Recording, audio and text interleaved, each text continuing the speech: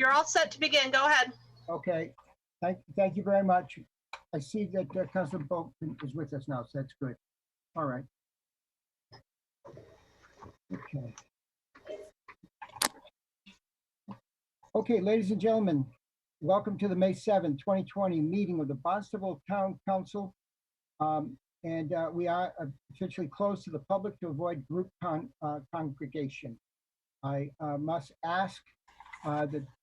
announce that this meeting is being recorded and transmitted by the Town of Barnstable and is being broadcast over Channel 18. Under Mass General Law, Chapter 30A, Section 20, if anyone is planning to make an audio or video recording or transmit the meeting, they are required to notify the chair before doing so. President Hebert, just want to make a note that I've just heard from Councillor Starr, and he was having some issues getting in. Oh, okay, so he's going to keep working. He'll work with you, and you'll get him in as soon as he can. Okay. I'll see what I can do. Yeah. Thank you very much for doing that. I appreciate it. Okay, so we're going to begin with roll call, and Madam Clerk, thank you. If you could do a roll call, please. Biedenbender? Here. Bogan? Here. Clark? Here. Cullum? Here. Dagwan? Dagwan? She's here. She's doing it by phone. Okay, so I know she is here. Okay. Rob Crissetti? Present. Hebert? Present. Levesque? Here. Neary? Here. Schnepp? Here. Shaughnessy? Here. Starr? Steinhilber? Here. Okay, we have quorum. Thank you very much, Madam Clerk.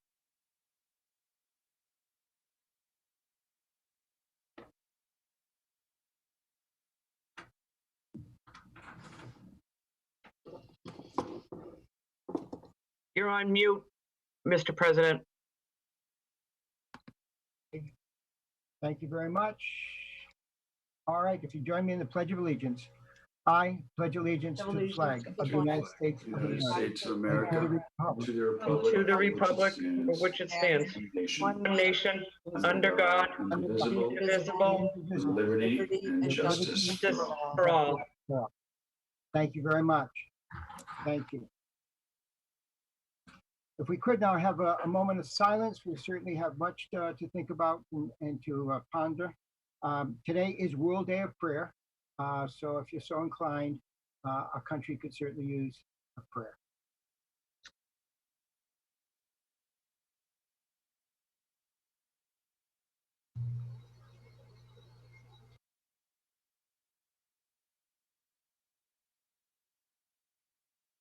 I thank you all. Thank you. All right, we're going to open to public comment. So Sarah, do you have people in queue for public comment? Yes, right now I have one person. Give me 1 second. I'll move her over. Thank you. Council President, I should note that Councilor Starr has joined the meeting. Oh, thank you very much. Oh, we see you, Gordon.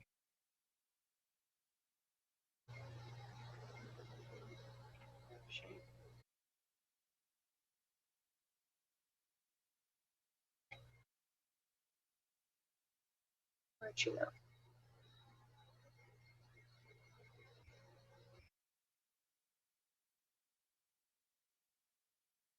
I've had a few more people join the main session. I'm gonna go and get them and bring them over. If Laura Cronin pops in, she has public comment. Oh, there she is. Laura, it's time for public comment.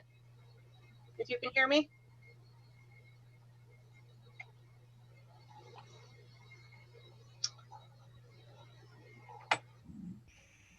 Seems like she's having trouble with her audio.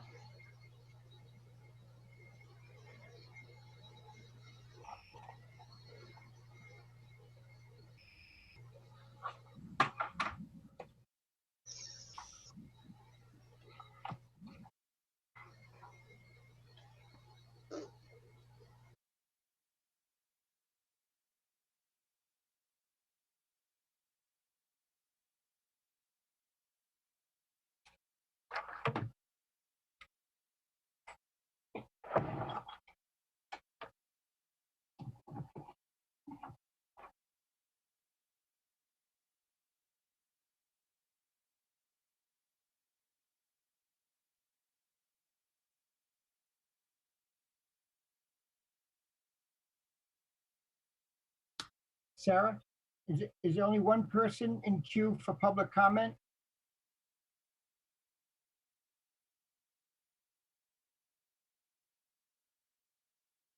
I believe she's trying to help somebody with their audio. Oh, okay. Thank you. If I might, another option is for them to call 508-862-4610.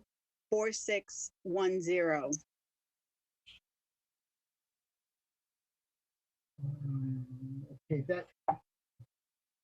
that's not a, Lynn, could you please repeat that number? Yes, it's 508-862-4610. Thank you very much. Hopefully, if anybody's listening on channel 18, they would pick up on that, right?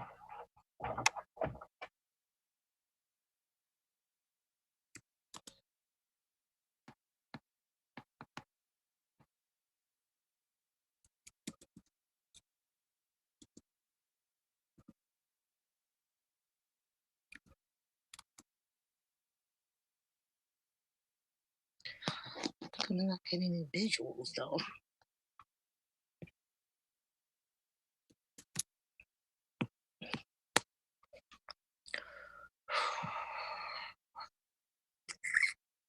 If anyone tuning in, we're waiting for someone on public comment.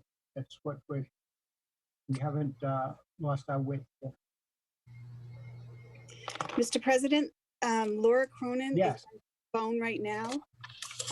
So if it's all right, I'll put her on speaker. That'd be awesome. Thank you, Lynn. Ms. Cronin? Laura? Hi. Hi, you can speak to the town council right now. Okay. Thank you, Council President, for this opportunity. Welcome. It's a little awkward, but I'll do the best that I can. Thank you for keeping these meetings going, at least giving us some access. I wanted to ask a couple of questions on some stories that are out, that I've seen, the COVID motels that are being used for the COVID positive people. I guess we have two at local motels. Will those hotels be listed somewhere? Laura, or how long will they be there for? Laura, if you could just make all your comments, and then the councilors will respond to your questions, okay? Okay, and I just have one more comment or one more question. Yep. With regard to the nursing homes, I had several people that have elderly people in them, and wondering if if there's any help that we can give them as a town council, or to help move infected people from the nursing homes into some of these areas that were originally designed for the COVID. I heard that the Joint Cape Base was closing, and we're moving, the elderly care into the same facility, but just different floors. I wondered if there's anything that we could look at, a strategy to help make them a little bit safer. Thank you. Okay. Okay, keep listening. We'll hopefully get you some answers, okay? Thank you, Laura. Sarah, Lynn, do we have anybody else in queue for public comment? no more phone calls. I Okay. have another person that just joined the other room. I'm gonna go see if you're here for public comment. Yes.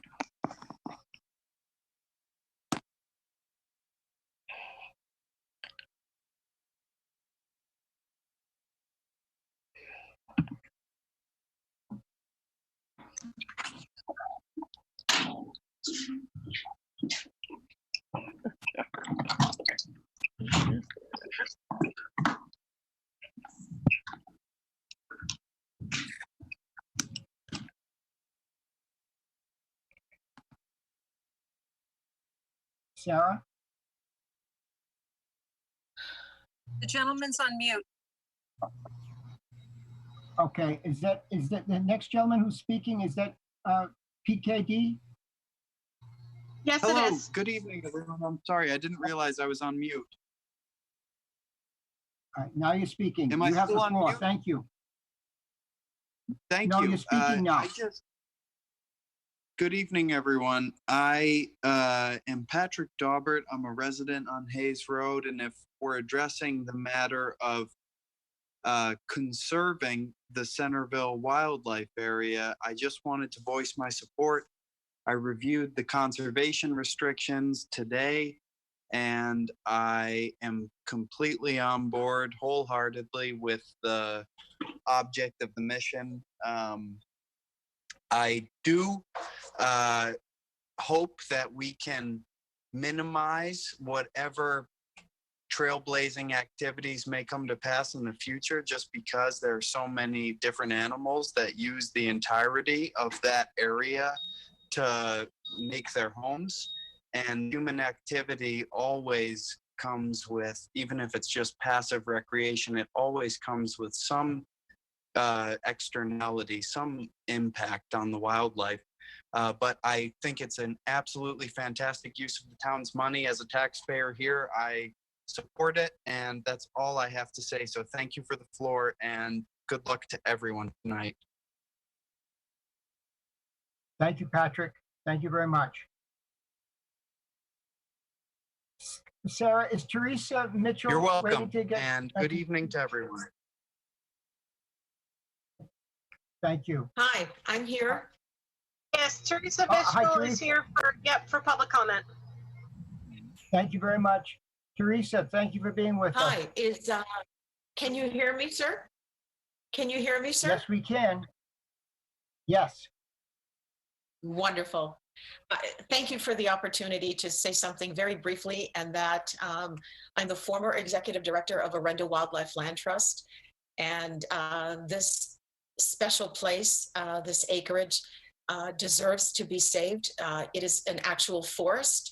It's not just a woodland property, it's an actual forest, in that it supports a number of species of wildlife, including eagle and muskrat, and it's a beautiful place of sanctuary in the midst of urban sprawl. And tonight you have a wonderful opportunity to lend your support to this worthy conservation cause.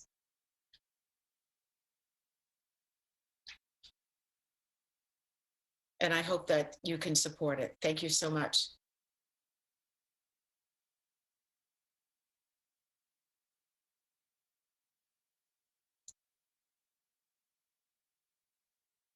You're muted, Mr. President. Thank you very much. Thank you, Teresa. Sarah, do we have anybody else in queue?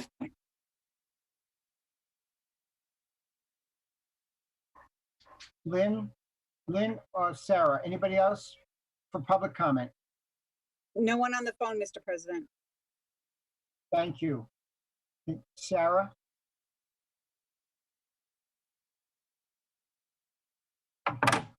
Sarah?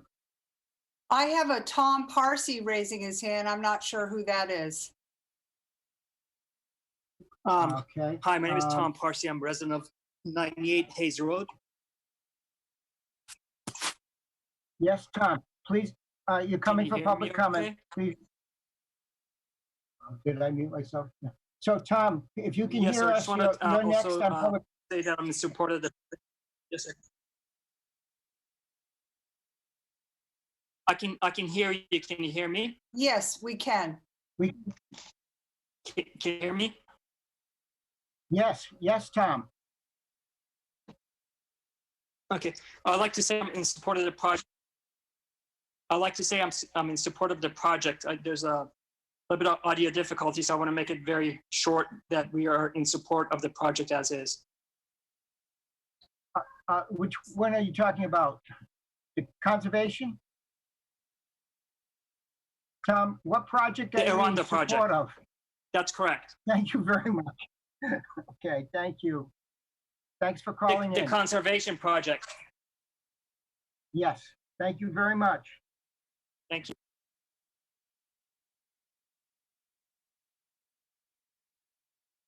Okay, Lynn still has no one. Sarah, you're all clear? All clear. Okay, thank you very much. Seeing no others, I'm going to close public comment, and I'm going to open it for councilors' response to public comment, please.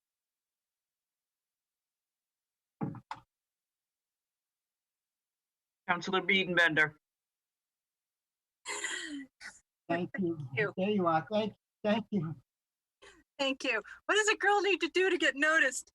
All right, so just a couple of things regarding Laura Cronin's comment regarding the COVID motels.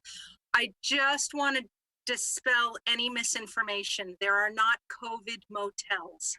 There is one motel, and that has been set aside as a partnership between Duffy and Cape Cod Healthcare as a place for individuals, for our neighbors who are on the verge or experiencing homelessness, to go to quarantine while they're awaiting test results.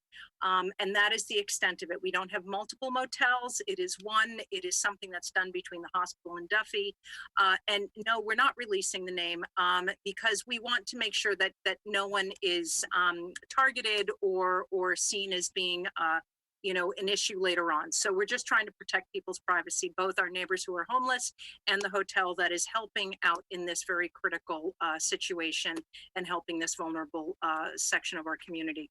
I also just want to make reference to PKD, Teresa, and Tom Parsi, so you know that you were heard. Thank you for your support of this parcel of land for conservation. It is a great project, and I agree that we always have to mitigate our impacts on wildlife. And it's kind of ironic introducing individuals, allowing people to participate in a conserved area where we're trying to protect the wildlife, but we also need it to be a public space. So my hope is that any kind of trail work would be on the perimeter so as to minimize any impact to wildlife. I do want to add one public comment that didn't make it in, but I received just prior to the meeting. And that was from a Town of Barnstable resident named Doug Hempel, who is a cyclist. And he was reaching out to me because of his concern over the amount of speeding that he's noticing. And I've noticed it as well. So I just want to encourage our residents that even though there's a lot less traffic on the roads, you still have to obey the speed limit. And it's still a hands-free situation. There are more cyclists on the road. There are more people walking these days. So we need to be more careful. So if everyone can be mindful of their speed and not being on their cell phones while they're driving, you might actually save a life. So thank you. Thank you, Councilor Biedenbender. If you have any information on the nursing homes, or perhaps Town Manager Els will be able to speak to that issue when he addresses us later on the nursing homes. I think he's got his finger on that. All right. So thank you for your comments, and to back up your comments about the speeding. Pedestrian fatalities are up across the state for the same reasons that you just brought up. So people need to slow down. Thank you. And I'm sorry if I didn't see you signaling me, but if it's hard to see all these happy faces and trying to know if somebody's fixing their hair or talking to me. So don't hesitate to speak up. Turn your mic on and say hello, and so we can move along. I didn't mean to ignore. Any other councilors want to respond to public comment? Okay, seeing none, I'm going to close our response to public comment, and we're going to ask the town manager to give us his report. Thank you, town manager. Good evening, Mark Els, town manager. It's the town manager's update for the period of April 17th through May 7th. I'll start though with the question relevant to nursing homes and facilities of similar type in our community.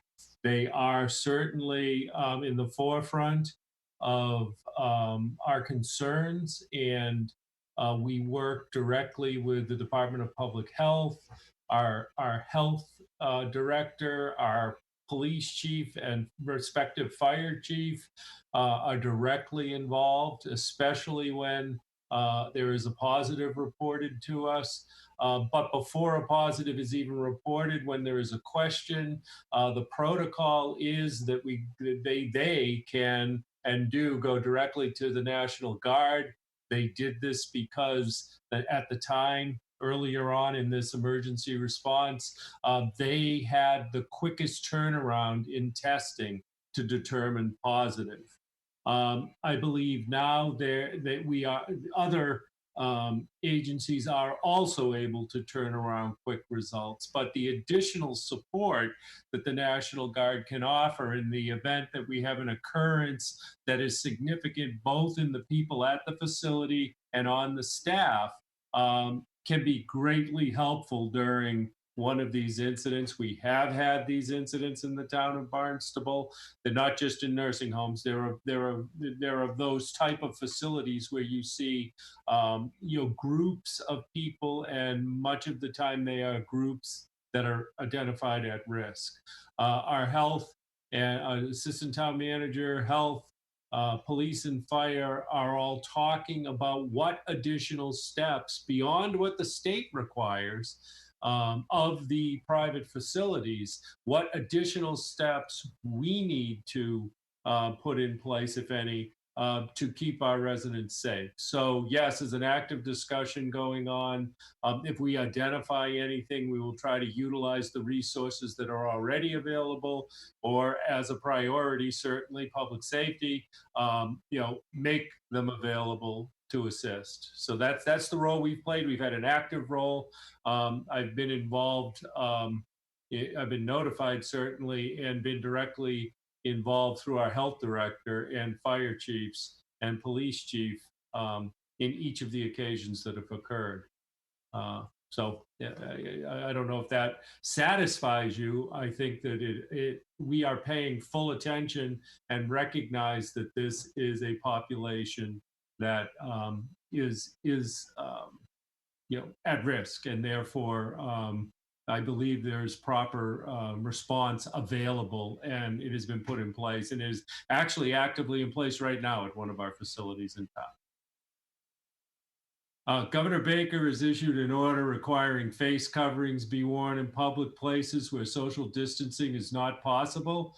Effective Wednesday, May 6th, any person who is in a place open to the public, whether indoor or outdoor, and is unable to maintain a distance of approximately 6 feet from the other person shall cover their mouth and nose with a mask or face covering. This requirement applies to all workers and customers of businesses and other organizations open to the public that are permitted to operate as essential businesses. Non-essential businesses must remain closed relative to the non-essential order that the governor has given through May 18th, 2020. Beyond that, it'll depend on what the governor does. Another recent change relevant to non-essential businesses for municipal golf courses, and it allows us to reopen tomorrow if we can meet the identified standards. And I've given you a link in my report to those standards. Barnstable plans to reopen tomorrow. And our golf courses will be in compliant with the state guidelines, those standards, and we're going to do it in a phased approach, 3 phases. So, and it is completely focused on safety, physical distancing, and compliance with those guidelines. And so we're glad to be able to report that, and we will keep you advised on how that progresses. The town staff continues to provide programs and services while managing this public health and economic situation. We've completed our budget for FY 2020. We've opened our marinas on May 1st. We've successfully moved the sale of some licenses and permits that were previously done manually and in person to online, and continue that transition to contactless service in other areas of service. We are planning to open Sandy Neck Beach and to the ORVs and beaches in general this month.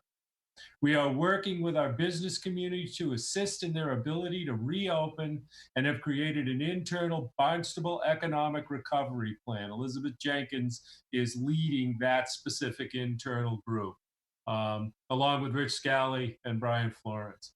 Our staff is participating in and is on numerous committees related to recovery. I'm on the Outdoor Recreational Task Force. We've got deliverables by the end of this week. Those deliverables are going to the Governor's Committee of 17. And hopefully we will see everything from beaches to kids' recreational programs have a consistent approach in the state of Massachusetts based on the input that community leaders from around our state are providing through these committees. I'm also on the Cape Cod and Islands Reopening Task Force, and I'm actually going to give you a link to that in my in my next bullet here, number 3. We have that, it's active. They're inviting the public to submit comments, and I've given you the link so that you can provide to the public along with me their ability to comment on how we should reopen Cape Cod. And that's the point of information. The informational officer is Julian Sear on that. We're very concerned with message conflict there. Everybody potentially could do something differently here, and that will create mass confusion as we try to go from recovery, or rather response to recovery. So we're trying to have consistent messaging.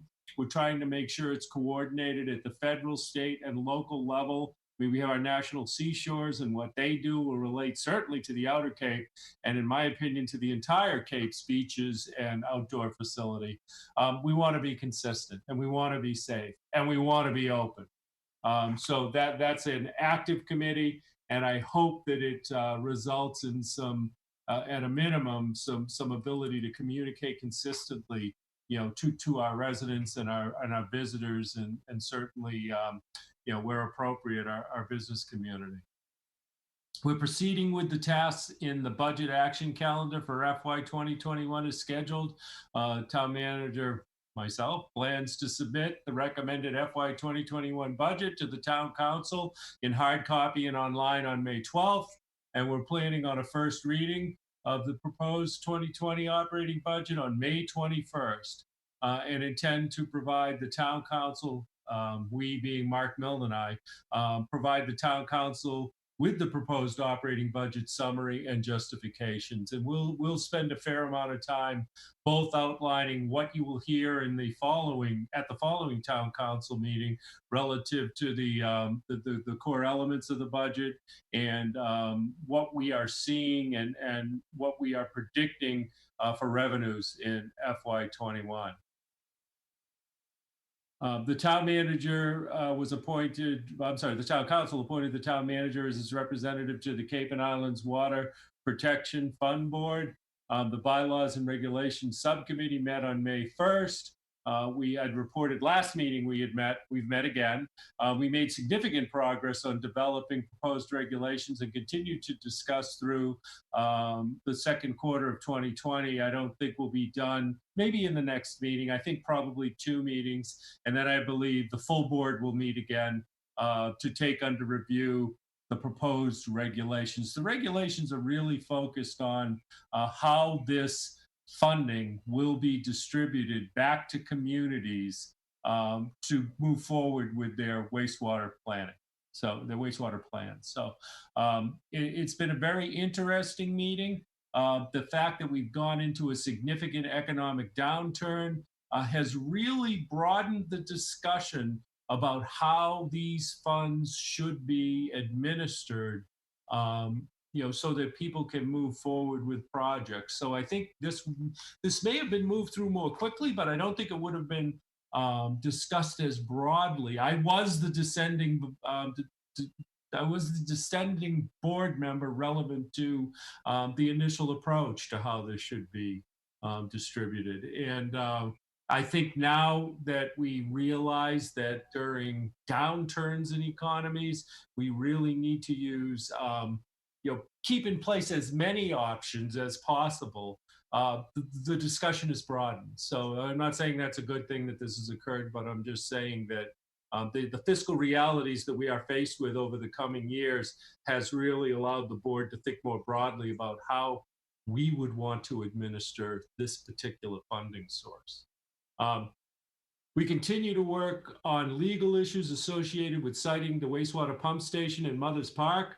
Our legal department has been in discussions with the Attorney General's office. The Attorney General's office has requested additional information relative to our comprehensive wastewater management plan. From a legal perspective, we envision this to be a two-step process.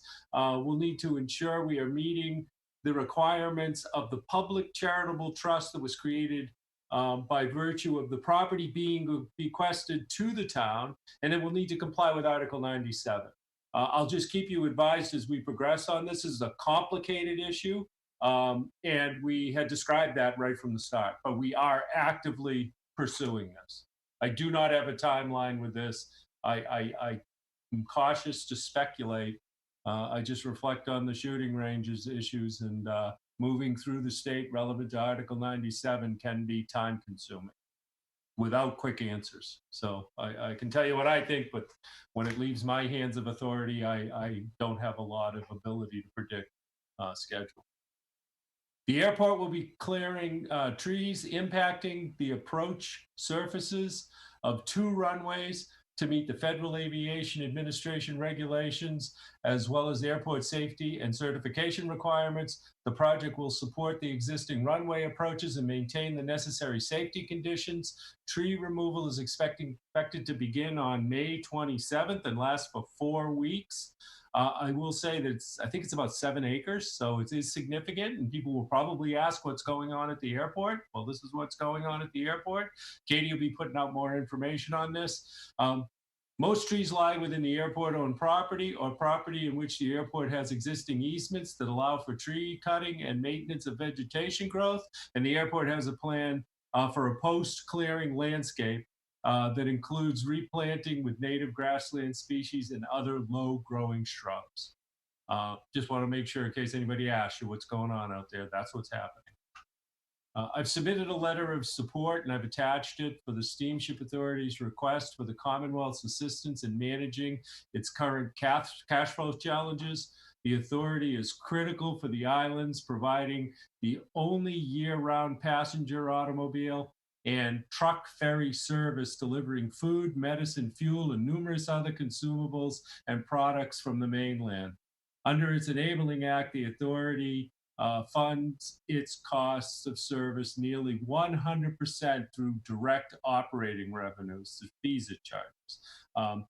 The authority has taken several steps to mitigate the losses that they have incurred as a result of this situation, including the elimination of scheduled sailings and furlough of over 114 employees and suspending seasonal hiring. The authority is estimating reoccurring revenue losses of around $1 million a week as this situation continues. The authority is concerned that they will be unable to meet its statutory obligation to the islands by the end of May 20th. So there are active discussions going on with the governor in the state of Massachusetts relevant to how the Steamship Authority will continue to financially function beyond May. My letter basically said that the state of Massachusetts, there were a couple of mechanisms that the state of Massachusetts could utilize to assist the Steamship Authority through this period. We are also, the way that this reads, what we signed into originally in the 60s and then 70s, I believe, states that if they fall short on revenue and the state of Massachusetts doesn't help them, then ultimately they can try to come back around to the communities who host them. So we don't want that to happen. If you want to see that, the language in that legislation, I'll be more than happy to share it with you. I'm going to stop here. I have Vineyard Wind here with us, and Nate Mayo is going to give an overview of where they are on phase 1 and what's going to occur on phase 2 this month. And so I thought I'd rather have you hear it before it occurs than have you hear it after it occurs. So if you have any questions of me, maybe now the time would be to ask them, and then I'll turn it over to Nate.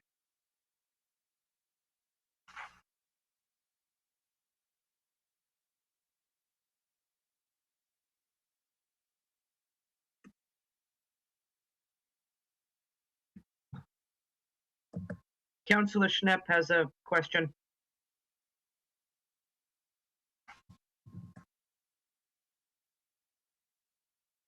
You're on mute, Mr. President. Sorry. Councilor Snap, please. Thank you, Mr. President. Thank you, Mark, for the report. Obviously, there is a lot going on, and a lot of it obviously in response to COVID and the changing world that we're in. Just a couple of questions.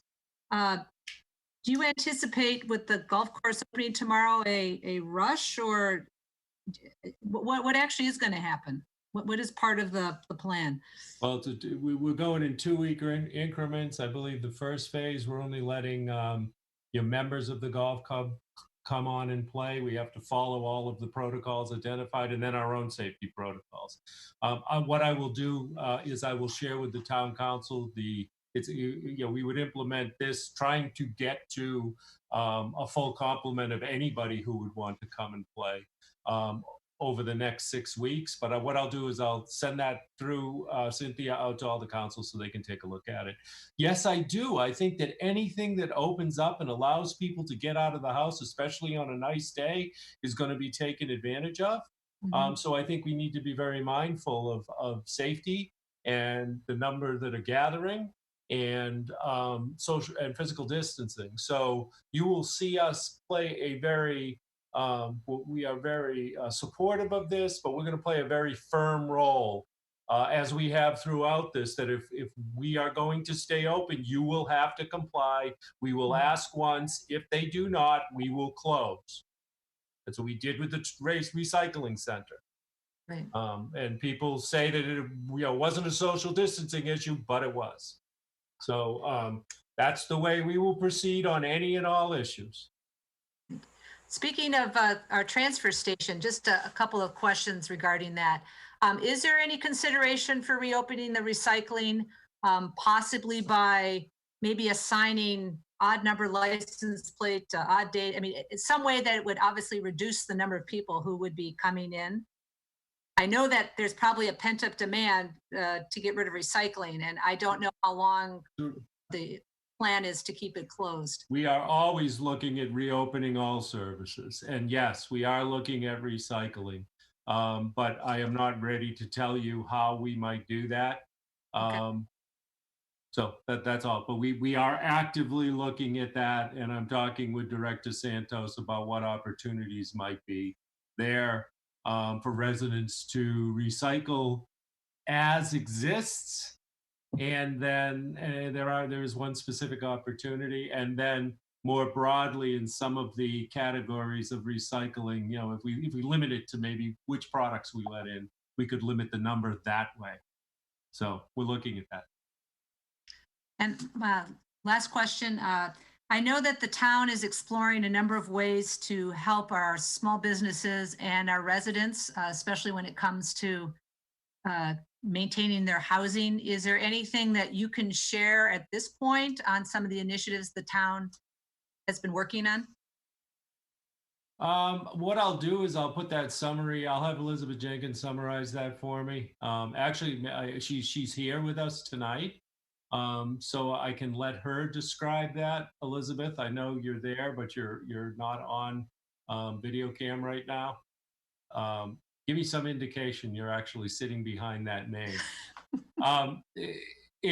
If you are there, I'd let you describe both the business initiatives and those related to housing. Through the Housing Trust, we're working directly with HAC to provide assistance to homeowners that may be in trouble relevant to paying their rent. But Elizabeth Jenkins, I see you moving there. Why don't you...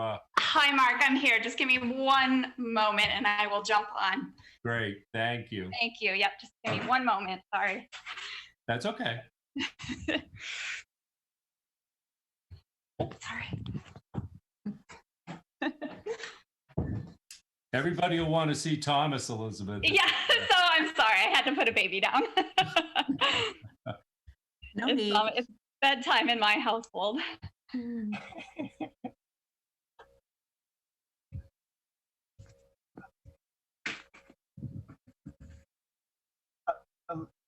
Elizabeth, take your time. Councilor Levesque would like to ask a question of Town Manager Mark Ells. Hi, Mark. Just a shout out. Thank you for all that you're doing. And I really like the informational commercials that you're doing, infomercials, I guess you could say, on Channel 18. Those have been great. And you're putting it definitely in understandable terms for all our citizens. I mean, Channel 18 is doing a great job, but that is a great idea. And I've gotten a lot of comments about it. So keep up the good work in that area. As far as the golf course goes, and I know it's going to be done in phases, but I'm assuming that there really hasn't, how are people going to pay for their memberships within the next, because I'm assuming that maybe there was a time where memberships either weren't being collected or there's going to be a rush right now for people, obviously now that you're open, of memberships. So do you have extra personnel on that to get that, or is it just kind of Yeah, we will have the necessary personnel in place to move that. Okay. Okay. Thank you. Yes, sir. Thank you. Any other ideas you have that I can better communicate, zip them off to me. Everything helps. Yeah, great job. Thank you. I think Elizabeth's back, President Hebert. Thank you. Elizabeth, you're on now. Thank you. Hi, yeah, pleasure to see everybody. A pleasure to be here. Good evening. Yeah, I would love to just talk briefly about some of the direct assistance programs that we have available. I'll start first with our small business assistance efforts. As counselors know, we have been participating in Mass Development's Transformative Development Initiative program. The idea here is to support areas in our community that are ripe for revitalization with a wide range of incentives and planning efforts and technical assistance. And Mass Development had, as part of their technical assistance to communities, sort of a small business acceleration fund.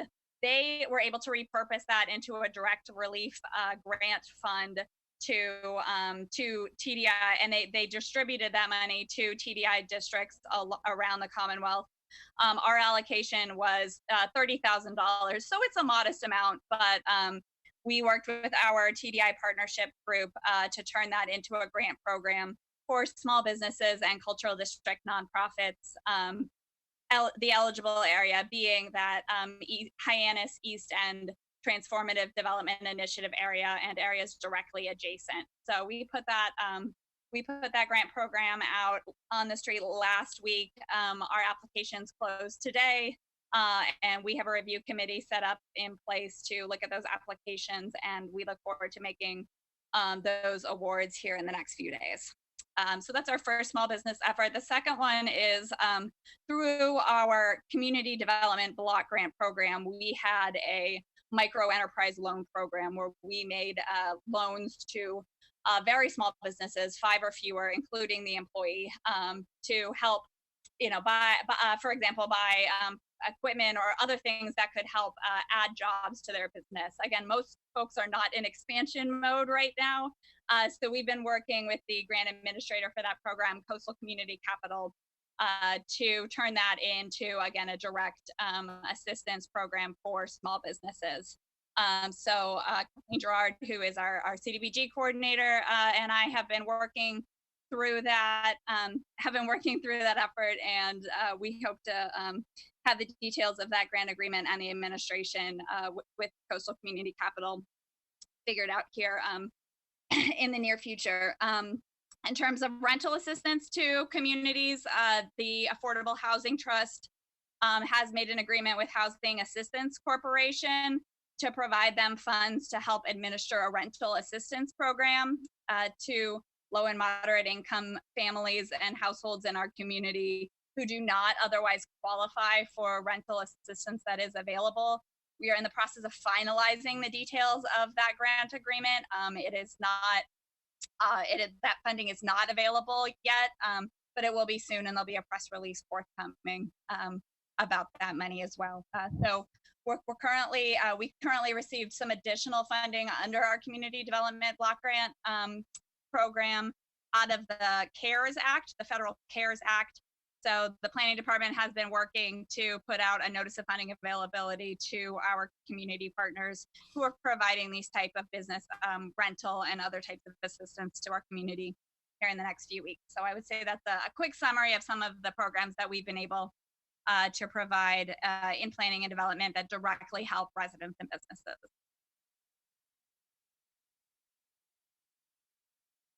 We also Elizabeth's leading our effort on our Barnstable Economic Recovery Plan.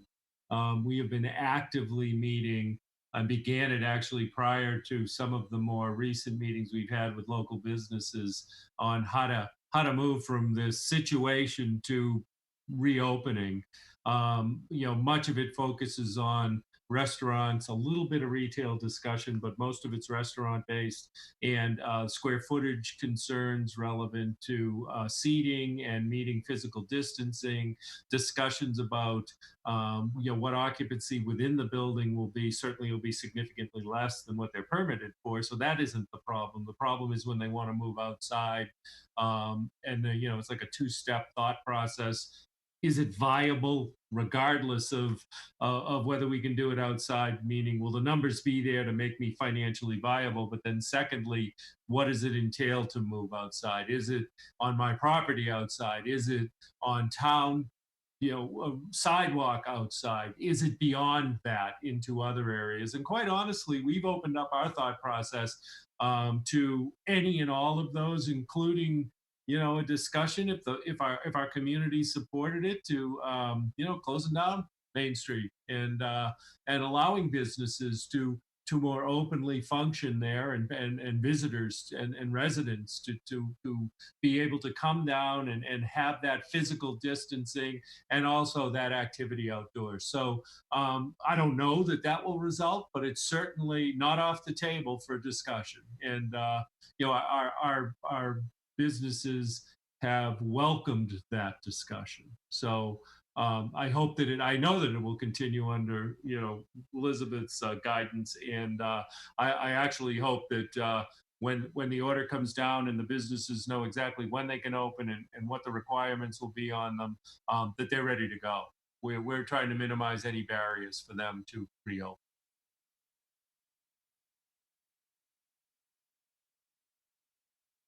So thank you very much, Elizabeth and Mark, on that. Certainly our retail operations would love to have a capacity problem. They'd love to have to position their people 6 feet from each other in terms of their capacity. And nationally, I guess the figure is something for restaurants. If they're not up to 60% of their capacity, they don't think they can make it. So it's not worth opening up. So anything that you can do to facilitate expansion, so that whether it's sidewalks or the grass or part of their parking lot, or closing the streets at least maybe on a weekend, I think that would certainly help our restaurants. So we appreciate any effort in that area. Any other councilors, questions for town manager or Elizabeth? Yeah. Can I just ask a question, President Hebert? Please, Councilor. So yes. Thinking of the recovery portion for our small businesses, there are discussions too about, maybe for some businesses reopening this year is not financially feasible, and that staying closed for a year and reopening next year is a different alternative. So it doesn't mean never again, but just maybe not now. But what I'm wondering too is that so the under DeLeo, the Polito administration and Speaker of the House, they issued a survey to small businesses across the Commonwealth, and 493 businesses participated in the survey. 68 of them were from the Lower and Outer Cape. From the town of Barnstable, I did not see one business as having responded to that survey. That said, I know that the problems that are being felt in other sections of the Cape are certainly felt here. And what is being done on the Lower and Outer Cape is that, well, actually, MACDC, the Mass Association of Community Development Corporations, and then community development financial institutions in conjunction with other advocacy groups joined together to appeal to the state, to our state legislators, the Baker-Polito administration, to develop a state economic recovery policy so that, you know, recognizing the fact that the federal programs were insufficient to meet the needs of a lot of our businesses, our smaller businesses, some of whom are, you know, they only open up for the summer. And then, you know, there are also issues of people taking side jobs, you know, and how that impacts what they're able to receive as benefits. So the appeal from this coalition of groups, and there were 74 of us, was at the state level to say we need about 160 million more that's coming from the state, not the federal program, but the state funneling down to our individual municipalities. What I want to get to, though, is that there's also, you know, on an advocacy standpoint, there is, you know, really something that can be gained if our local businesses can coalesce around an advocacy movement to on the state level, right? And we've done that out on the Lower and Outer Cape. We're working on that, and I'm just wondering if there has been any from the local chambers, E4All, Coastal Community Capital, CCYP, if anyone's been talking about getting businesses to sign on to a letter as a group to appeal to our state legislators to increase support or to initiate a comprehensive statewide economic development or recovery policy around this issue. So instead of relying on the feds, you know, asking our state to step up, and yes, of course, we know that there is a significant budget issue on the state level. That said, we will get nowhere in helping our budget if we do not address small business recovery. So just wondering if there's been any talk about that. I'm happy to talk offline with you, Elizabeth. We have a template. There's some, you know, some really great information that's out there on feedback from the survey. I don't know if you've seen it, but just wondering if there's been any sort of movement on the Mid-Cape to do some sort of advocacy work on the state level. So I have not seen that come forward. I mean, I want to recognize the tremendous efforts of some of the partners that we do have out there, the Cape Cod Chamber, the group Love Live Local, who has really done a great job representing business interests throughout this. And I know these folks are talking to each other. As Town Manager L says, there are a lot of committees who are focusing on this issue, but turning that energy into legislative advocacy, I think, is an excellent suggestion. It's not one that I've seen organized at this point, and we'd be happy to facilitate those conversations with those partners. All right, I will. I'll follow up with you with some stuff that I have, and we can see if we can get something moving. Great, thank you. Thank you, Councilor Biedenbender. I appreciate it. Any other councilors right now for either the town manager? Yes. Councilor Clark. Oh, go ahead.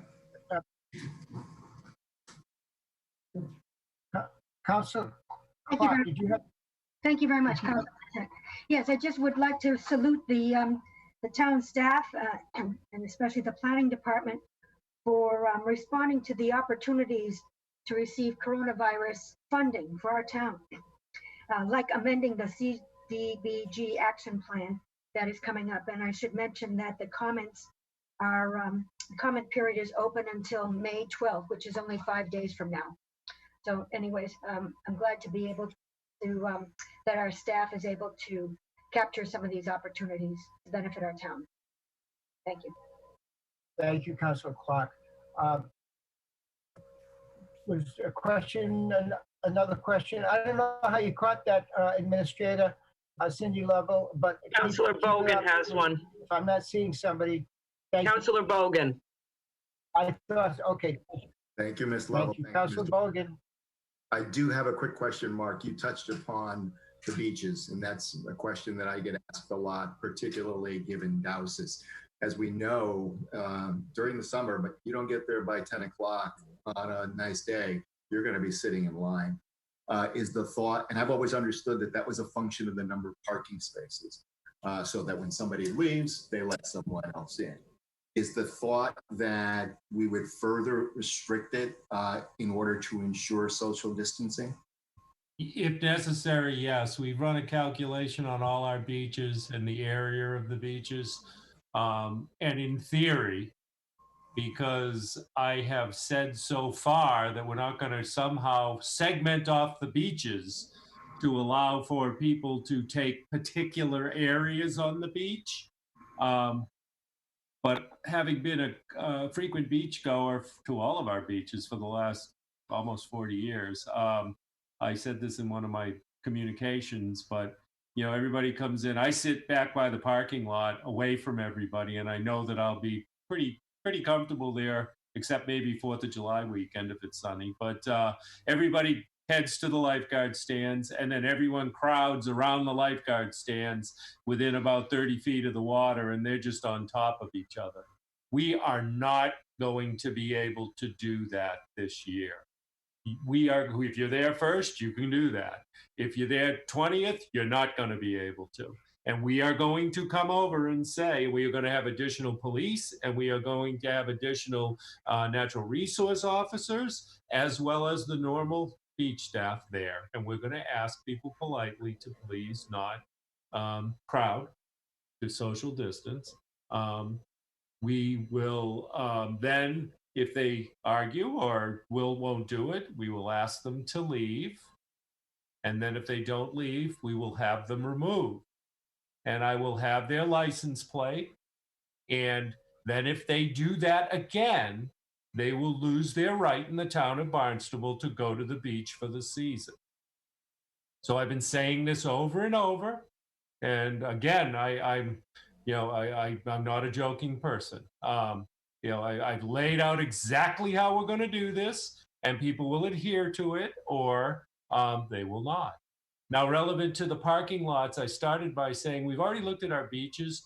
In theory, at most locations, we have plenty of beach to be able to accommodate with appropriate social distancing most of our summer season, as long as people don't crowd into those traditional favorite spots that they go to. Whether we're going to allow activities on the beach like volleyball, etc. I mean, I would love to see it, but if it's going to eat up space that allows for social distancing, we're not going to be able to do it. We are looking to expand, like on the harbor side at Calmus. Nobody sits way over to the left. In fact, and it's because there aren't lifeguard stands and there aren't lines over there. We're going to have to expand this out. We're going to have to put out additional lifeguard stands. We're going to have to require that our lifeguards don't sit in pairs, but they sit safely so they can observe those swimming.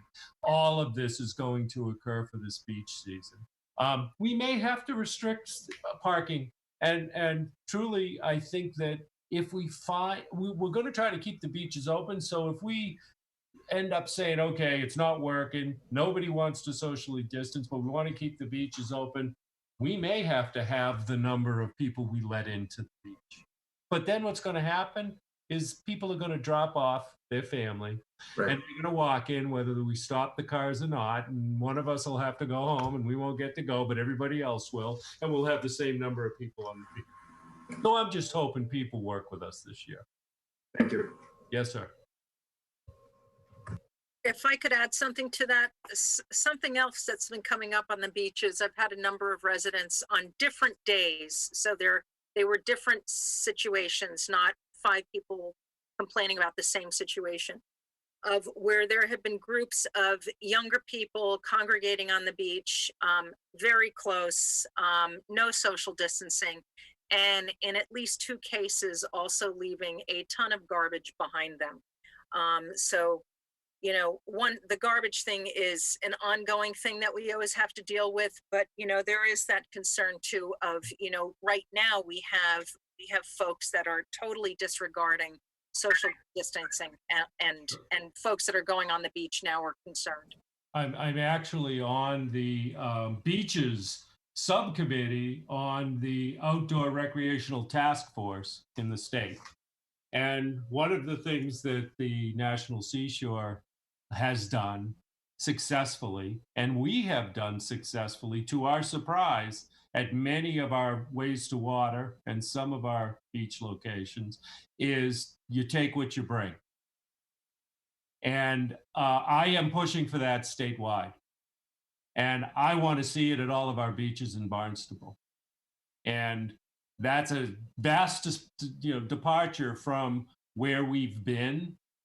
But this is a health issue, and this is an achievable. I've been to, major other locations in our country where they do this and it works. You got to enforce it. You got to make people realize that you're serious about the enforcement, but it works. So I hope that we are going to do this at our beaches, and we'll see how it goes, quite honestly. But if it doesn't, then I think we're going to be up against exactly what you just described, because we are every season. So it's time for change, and this is a positive change. Thank you very much. And to Councilor Biedenbender's comments, my wife and I walk 2 to 4 miles every day. We comb Craigville Beach and Colville Beach right to the water line. We're picking up bags of trash every single day, removing plastic bags. So a notice to the public, I think we have to straighten this out as soon as we possibly can, to walk your dogs. The dogs are having a marvelous time. They're jumping in the water already. They really love being out there with their owners. But when the owner uses the dog bag, the poop bag, and then leaves it on the beach or in the parking lot, it's kind of counterintuitive to what we're trying to accomplish. So I hope that the public starts to work with us better on that, because if it keeps up, I think we're going to have to take some action on that issue also, as well as with trash. Thank you. Any other councilors? If not, Vice President Rapcorsetti. Oh, I'm sorry, Madam Vice President. Thank you, and thank you for the report, Mark. Mark, do you anticipate the dog park being reopened soon? When the governor's order is lifted, I expect that the dog park will reopen. Okay, I asked this because I was in Falmouth the other day, and the dog park there was open, and I was surprised to see that. So I didn't realize it was a shutdown because of the governor's order. I thought it was a town by town determination. So I think that's an excellent question, and it does fall into somewhat of a gray area. But you are allowing groups of greater than 10 to assemble on public property. And that can be problematic whether they wear masks or not, because these aren't masks, these are face covering. So, that's another part of the aspect. What does that really do to protect us? So until the governor lifts that, we do not intend to reopen the dog park. Okay, and just a note, dogs are not allowed on public beaches. What is it, after May 15th? Correct. Thank you. Thank you. Thank you, Madam Vice President. All right, I'm going to ask now that Mr. Nathaniel Mayo is going to speak to us. And also, can you let us know if there's any other members of your team? Nate is going to speak up. I see some other folks here. So let us know if there's more than yourself, okay? Thank you, Mr. President. It's good to be with you all here digitally. Can you hear me okay? Excellent. Yes, all right, we I'm can. joined here by Chris Rodstrom, a member of our technical team and the technical lead on Vineyard Wind Phase 2, who's going to go through some of the details of that. in brief for you as part of this presentation. Thank you. I must say, in thinking of coming before you today, I was imagining myself in town hall just on instinct, and really looking forward to the time when it's safe to do that again. But this will suffice for now. It's good to see you all digitally. So I'm here to give you a brief update of Vineyard Wind 1, especially as it relates to work with Barnstable. We're also going to be presenting some phase 2 preliminary information.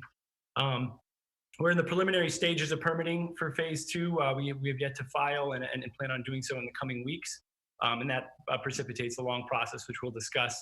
Chris will be happy to go through the details and after the presentation answer questions, and obviously be on this forum as well. I do have a set of slides, which I'm not sure if I can share on my computer or if okay, there we go. And I guess I can ask for us to continue to the second slide. Okay, so a brief overview of Vineyard Wind 1. This will be old news to many of you, but to calibrate us, this is the project we've been working on for several years, an 800 megawatt project, roughly energy for roughly 400,000 homes. And we're talking about carbon offsets in the equivalent of 1.6 million tons per year. This wind farm is to be located 35 miles south of Cape Cod in a federally designated lease area, with transmission through Muskegon Channel up north and landing in Barnstable. There are significant environmental ratepayer and reliability benefits to that project, as well as benefits to the town. Next slide, please. So the backbone of that project at the municipal level is the host community agreement. The result, as a lot of you know, many months of outreach and discussion with staff, council members, and the public. It moves the project forward in Barnstable with a robust set of protections, as you can see on the slide here. Some very primary concerns that we addressed, in addition to robust environmental protections, seasonal restrictions, and road restoration, and a significant a long-term revenue benefit for the town in the tens of millions.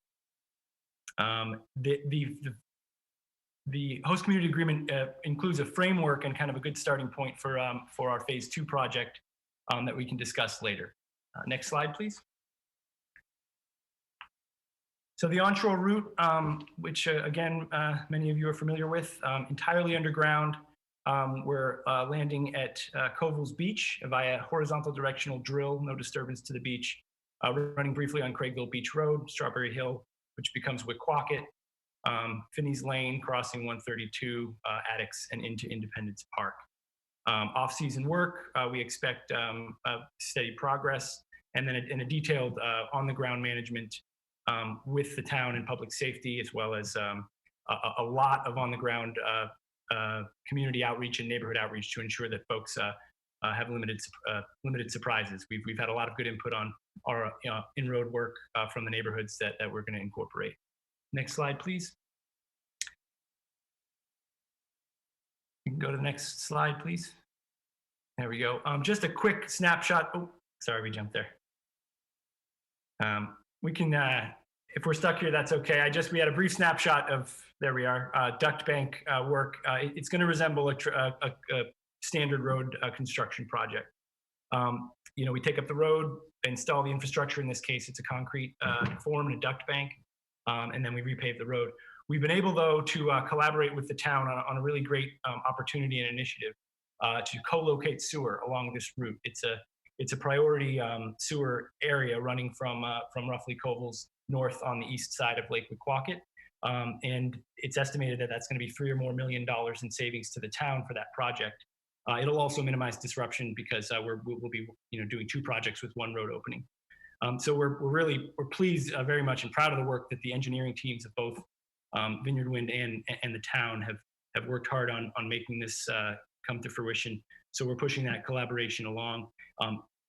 You know, this is an environmental project ultimately, and it's more global in nature, of course, but we're pleased to see a local environmental issue that is major, maybe the largest in terms of wastewater and nutrient loading, that we can play a small part in. Next slide. So we've showed you this a few times. The boxes have continued to get colored in. We're kind of at the goal line.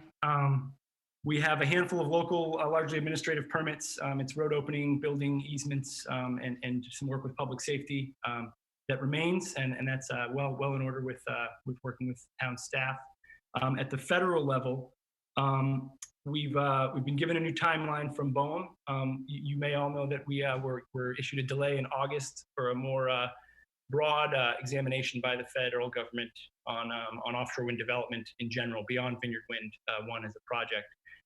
So the good news there is that we've been given a new timeline. The expectation is that supplemental report, as you can see in the lower left, will be issued in June, and then a final environmental impact statement issued in November, with a final federal decision in December.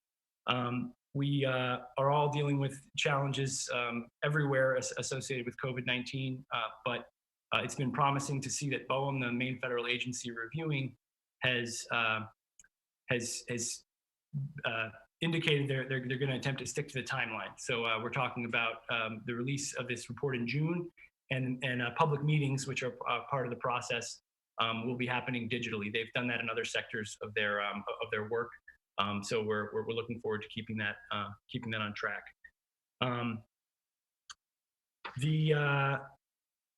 There's another element to this in terms of the federal review and in terms of our I don't want to say urgency, but our interest in getting this done, at large, and that is that this will play some role, obviously, in recovery once we get back on our feet. These types of infrastructure projects, there's economic development, there's obviously municipal infrastructure as well, and significant revenue and municipal resources. We're hoping to be a part of that once it's safe to do so in getting us back on track. I just wanted to say I'm going to hand it over to Chris, but we appreciate the town and the town council's ongoing support. The staff of the town of Barnstable has worked on a lot of unique changes. It's served us well, and it's made a better project. We'll talk about outreach towards the end here, but I'd like to hand it over to Chris if he can click in and give us a brief overview of Vineyard Wind Phase 2. Great, thank you, Nate. My name is Chris Rodstrom. As Nate said, I work for Vineyard Wind as the technical design and permitting manager on the Vineyard Wind Connector 2 project. And if you could move to the next slide, please.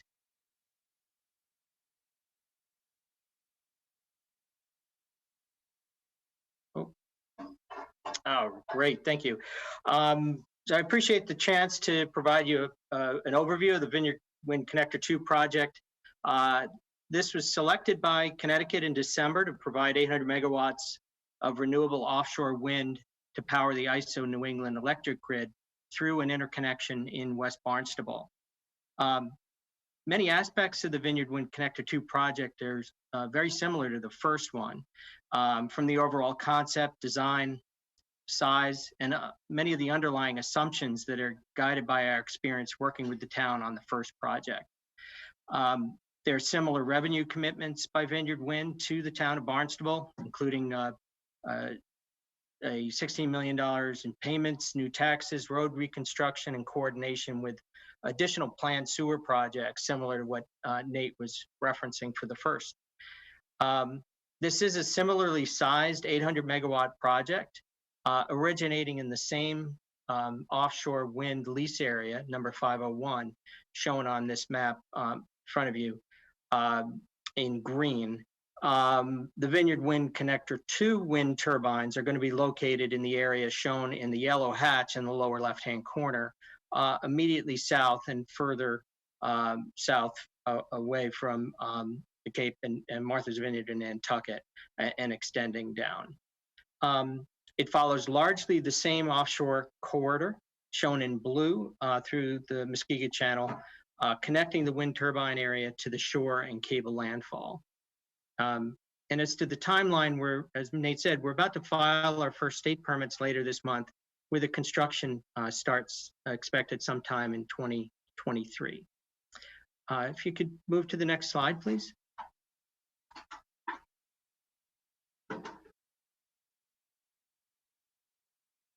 Great. We expect to file with the state Energy Facility Siting Board and the Massachusetts Environmental Protection Act office this month. And that'll kick off the formal permitting process. Although we have been working on the project for quite a long time. It's going to follow the same process as Vineyard Wind 1 for local, state, and federal approvals. So this is really the start of a long process where the town will be informed, consulted, and involved in the approval of what is eventually installed. Next slide, please.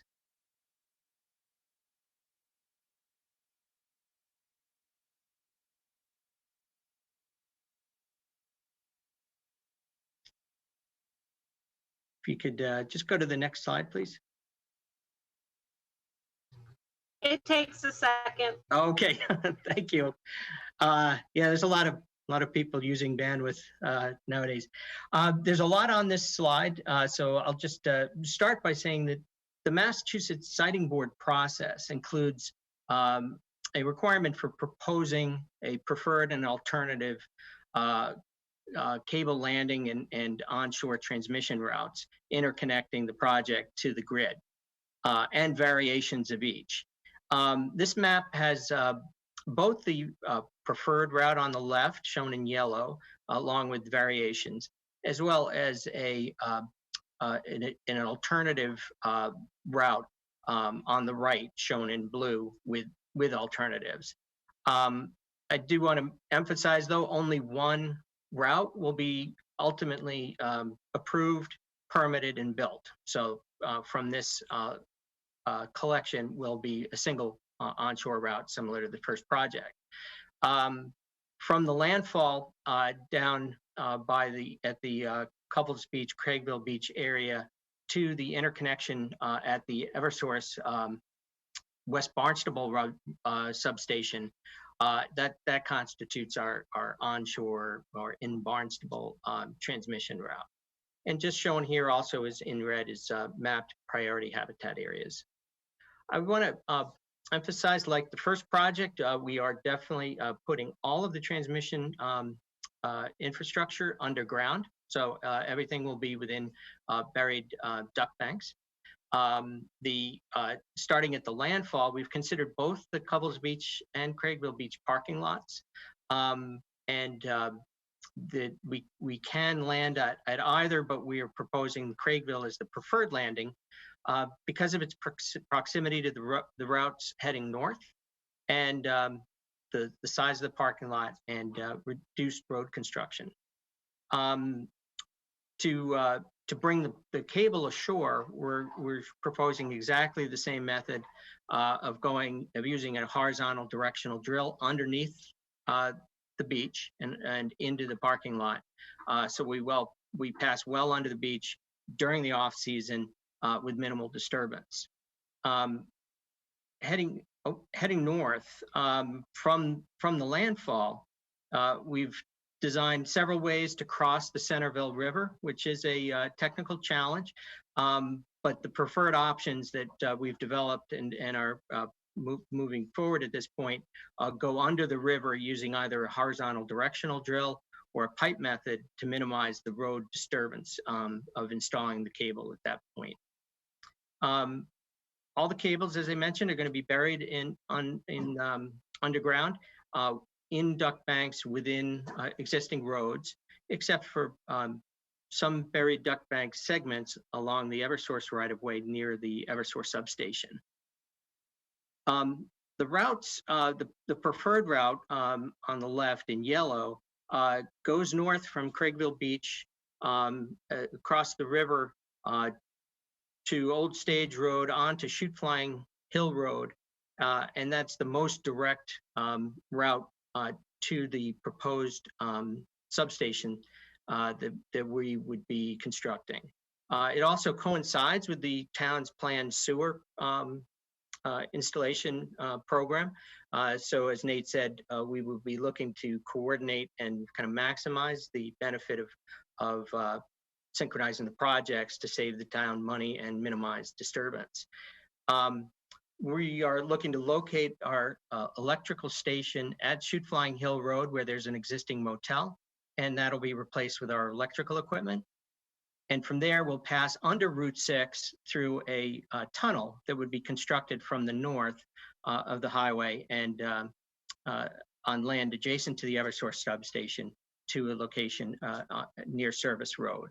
And we eventually will tie into the Eversource substation at Oak Street, which will be modified by Eversource to connect in our project. So I know that's a lot to take in, but when I turn it back over to Nate to wrap it up, and then we'd be glad to discuss.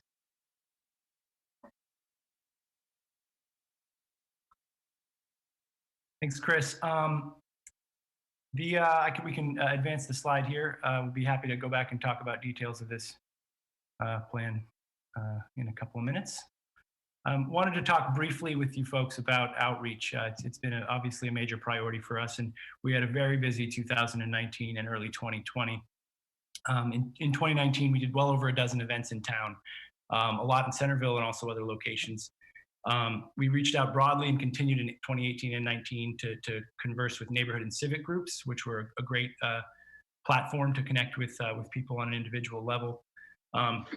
We presented to local clubs. We made ourselves available, and in a variety of innovative ways. We really evolved our outreach strategies over the past couple of years, and a lot of that's been in response to community feedback. So beyond the traditional print media mailings and some digital media, we posted bulletins at the bulletin boards throughout town. We connected with groups to cross post. We developed a newsletter that we issued periodically and online. Beyond that, we benefited a lot from individual and small scale meetings as well, coffee shops in individuals' homes. As one example, we heard some concerns, I think, towards the end of our local permitting about outreach to Covell's Beach beachgoers. Obviously, some significant stakeholders, despite doing a subterranean disruption there. There was a concern there, and as you can see on the upper right here, we posted up on the beach, and we had some great conversations there, and certainly it was effective in giving people good information. So we hope to continue to do that. Outreach has helped us build a better project, and especially as we shift to the construction phase of Vineyard Wind 1, we're going to use a lot of that knowledge to minimize community impact during construction, and also use that communication chain as well. It's not going to be without at least a temporary impact in terms of working roads and causing some delays, but we hope to really be ahead of that. So we're going to continue and expand those efforts. And as we're in the early stages of Vineyard Wind Phase 2, we hope to do that as well in the coming year and 2 years. We can jump to the next slide. I've put asterisks, of course, next to our 2020 efforts. It's a challenge, of course, but we can go to the second one. It's a challenge here with what we're experiencing. It causes impediments in all of our lives, and we've benefited from years of work at the individual level in person with communities, and it's tough to sort of have to figure out a new model, and we're all doing that, I think, in our personal lives as well as professional lives, and as well as your work with the council. But we're transferring this work to digital platforms, and we're going to have to, instead of meeting at Centerville Library or Craigville Pizza, we're going to have to be meeting through computer screens, and it's tough for all of us, but it's going to have allow us to move forward. These digital efforts have actually given us some modest advantages, and so we're going to be temporarily, until it's safe to do so, hosting our meetings and office hours and info sessions and through this platform, and through mail and through social media and through our website. But there are elements of that are great. In the meetings we've had in the past few weeks, individuals have been able to click in easy. People are becoming adept at these tools. Despite what we might expect, people are actually able to operate them, and we're able to also connect to people that are further afield. So seasonal residents, we've talked to some already, have been able to join us with just a couple clicks, as easy as if they were down the road. So we're going to continue to do this. We're going to continue to modify We're going to be available, to counselors, to staff, and to residents and visitors alike to discuss the fundamentals of Vineyard Wind 1 and future projects. We're looking forward to getting back out there together, of course. I know we all are, and we'll be ready to do that. But in the meantime, we're going to be working through this medium. And I would want to echo your esteemed town manager in saying, if you have any ideas to improve our outreach efforts, please let us know. You can slide to the next slide if you could. We're on there we go. So my information is here. We've got some mail notices and some digital media, as well as some print ads. It's, our tradition has been to go far beyond public notice, the minimum requirements of public notice, and we're going to continue to do that even in these unique times. And so my information is there. Chris and all of us on the team are available to answer your questions now, answer your residents' questions now, and also both parties in the future. So we'll hand it back to you folks.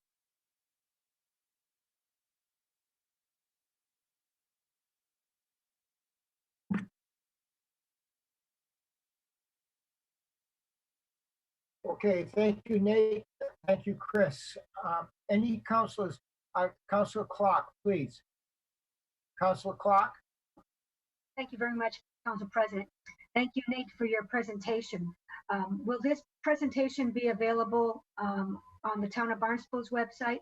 And secondly, I would like to remind folks that you have a neat feature on your website just for Barnstable, the Town of Barnstable. That will help us understand a little better. Thank you. These slides I think will be available. We're updating our Barnstable page and making sure to actually at yours and some other folks' recommendations to make sure we give people the clarity that Vineyard Wind 1 is happening over here and the later stages of permitting. Vineyard Wind 2 is really in its infancy. So we're going to work on that, and we always welcome your comments about the website, and we'll make these materials and others available for us as well. And that is vineyardwind.com/Barnstable. Should be somewhat easy to remember. Thank you, Councilor. Thank you, Mr. Mayor.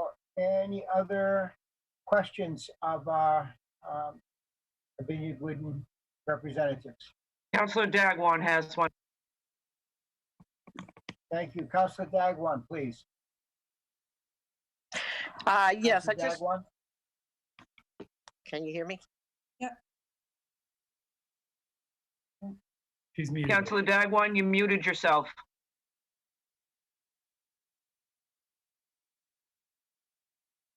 How's that? Beautiful. Yeah. Okay. Yeah, my question is concerning the pandemic. How has that affected your plans and your moving forward with your project? So as we mentioned, especially with Vineyard Wind 1, we are in we're still in the permitting phase. A lot of that work was done remotely and digitally, conferring with local folks in the town as well as folks in Washington and Boston as far on permitting. We've been able to do a decent job of keeping those communications going, and therefore I think there hasn't been a significant delay and hang up associated with the COVID crisis. I also think that we're still upwards of a better part of a year out from construction. Things are moving targets, and you guys have that on your plate every day as well. So we continue to keep alert on what we expect in the coming weeks and months, but we're being flexible, and it's allowed us to keep moving. And I think in our early going with digital outreach and digital communications with the town and meetings with staff and things like that, we've been able to accomplish those relatively well. Thank you. Thank you for your presentation. Thank you. Thank you, Councilor. Anyone else?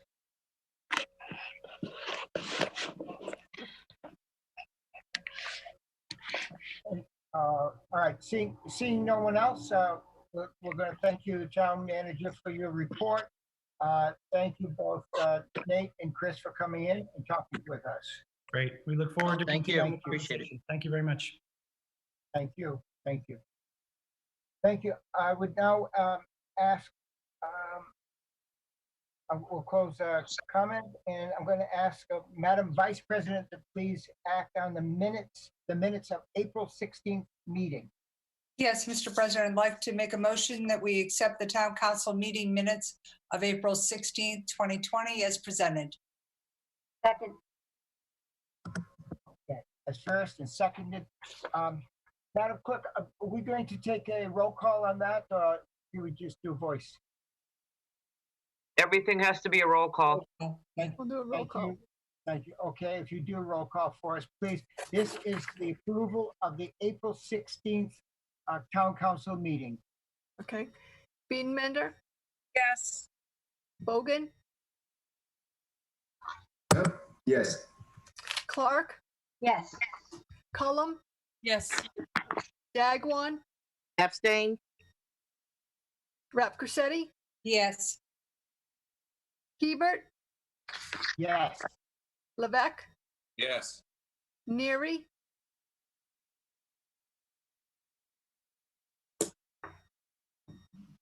Councillor Neary?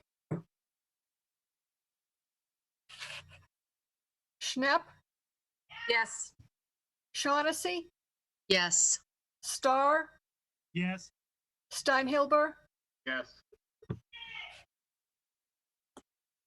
Paul Neary? Councillor Neary?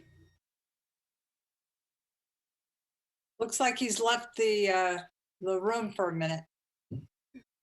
Thank you. Thank you, Madam Clerk. Appreciate it. Okay, 11 so now we're going to open it up for communications from elected officials, boards, committees, staff commission reports, correspondence, and announcements. Councilor Levesque, please. Thank you, President Hebert. I just wanted to recognize, and you did actually earlier, that it is National Day of Prayer. And I just wanted to applaud and give thanks to all the houses of worship, churches, synagogues in the town of Barnstable. We haven't had any instances of any of the leadership, pastors, anybody still, congregating. And I know it's tough, especially a day like today where there's lots of plans, different events that take place on this day specifically. And obviously every Sunday or Saturday, Friday night, whatever it might be, midweek services. And I just wanted to thank all the, again, houses of worship for complying. And I know it's a big liberty to give up, but at the same time, it's for the best and for the community.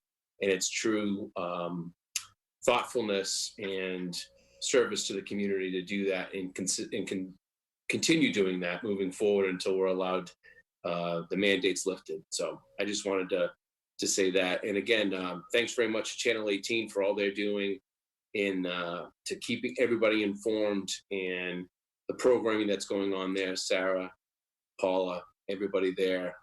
Really appreciate all that you're doing. Thank you very much, President Hoover. Thank you, Councilor Levesque. Councilor Biedenbender. Thank you, Councilor President Biedenbender. Hebert. So one update regarding the homeless, and then I have two comments that I'd like to make. So the homelessness, the Committee to Address Homelessness in the town of Barnstable is reconvening next week on the 12th. But that said, it doesn't mean that work hasn't been done on the ground. I just want to give a shout out to Barnstable County and all of the various organizations on the ground that have been working with this most vulnerable aspect of our community, our neighbors who are currently homeless. And just to point out some of the great things that have been happening, Laura Cronin had brought up the issue of the hotel. What is happening is that is a respite program that is a coordinated effort between Duffy and Cape Cod Healthcare. And it has 25 beds, and it is being used for individuals who are currently awaiting tests. And then what happens is that if someone comes up positive, there are 5 locations across the state, across the Commonwealth, that have been set up by the state to allow people to go into isolation and recovery. But prior to that, there's been a lot of great work that is being done on the ground, some amazing collaborations between the county, Champ Homes, Duffy, Cape Cod Healthcare, VinFen, Cape Cod Council of Churches, and St. Joseph's. And I do want to make a shout out to St. Joseph's, the homeless shelter, who has done an outstanding job. I don't know if people are aware of the studies that have been done on a number of the homeless shelters in and around Boston, but essentially what has been happening is that positive rates, asymptomatic positive rates, have been through the roof. And it has been very concerning. You know, no one's been showing symptoms, but basically the majority of the population in any of these homeless shelters have been sick. St. Joseph's, a couple of weeks ago, reduced their number of beds available from 50 to 40 to increase social distancing abilities. Their staff has been basically turned into a 24/7 staff. So it was only basically, you know, they were an overnight shelter. The day program had been reduced, but they have now gone to basically 24/7. If you're in the shelter, you do not leave. And the staff has been following very strict protocols about disinfecting and so on and so forth. Not to mention the residents have also been doing a great job themselves. And there has not been, knock on wood, one positive case yet. So the shelter has been doing an outstanding job in keeping those residents safe. I also want to do a shout out to the CIU, our Community Impact Unit, and the work that they're doing on the ground to communicate resources that are available to the folks that are currently street homeless. And I want to say that Duffy coordinated with the county and MEMA to provide showers for our neighbors who are currently experiencing homelessness. And what is happening is that folks who come to the showers during the week, I actually didn't check what the current schedule is, but it was a Monday, Wednesday, Friday schedule that they were offering showers. And what happens if someone shows up for a shower, they get a bag of fresh toiletries, fresh clothes, which I just want to mention, many of them have been donated by the Cape Cod Council of Churches. I know South Congregational provided 19 bags of clothing. In addition to that, you know, they are getting case manager treatment. Sorry, I have case management is discussing with each individual if they're getting the resources that they needed, checking in with them if there are any additional health issues, any additional concerns. So a great job on the ground by all the organizations that work with this group. On another note, I want to mention, and this kind of relates really to the recovery phase and helping our small businesses and how critically important it is for everyone to obey the social distancing guidelines and the wearing of masks. Some people I know are struggling with the mask wearing, but you know, it's not about you, it's about other people. And if that is not enough for you, if you want to see our small businesses recover, this is an important step in helping them recover. Because if you are someone who wants to help a small business reopen, if you're going to that small business and you see a lot of people hanging out there not wearing masks, not obeying social distancing orders, and this is something that we're seeing in Provincetown right now, and there's quite a conversation that's going on at that end of the Cape.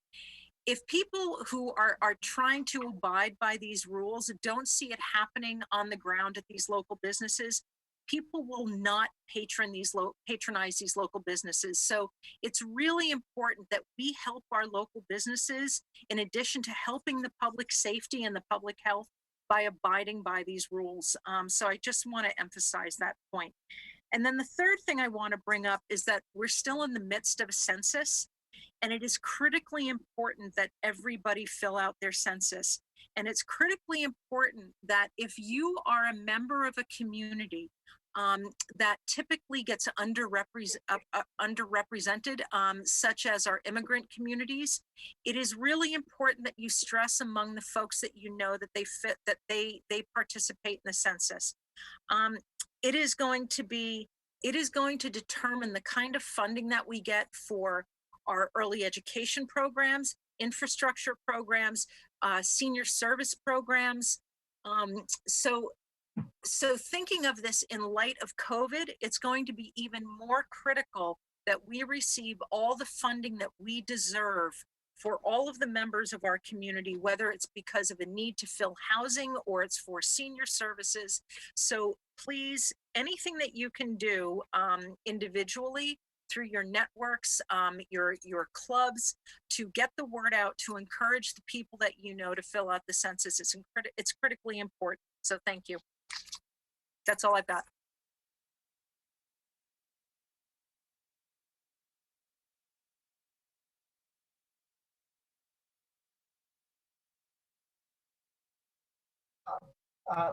Okay, thank you very much, Councilor Biedenbender. I really want to thank you and your committee on the to address homelessness. Certainly, it was unexpected. You get into this emergency work, keeping us all informed. I don't know who was muted. Can you hear me? Okay.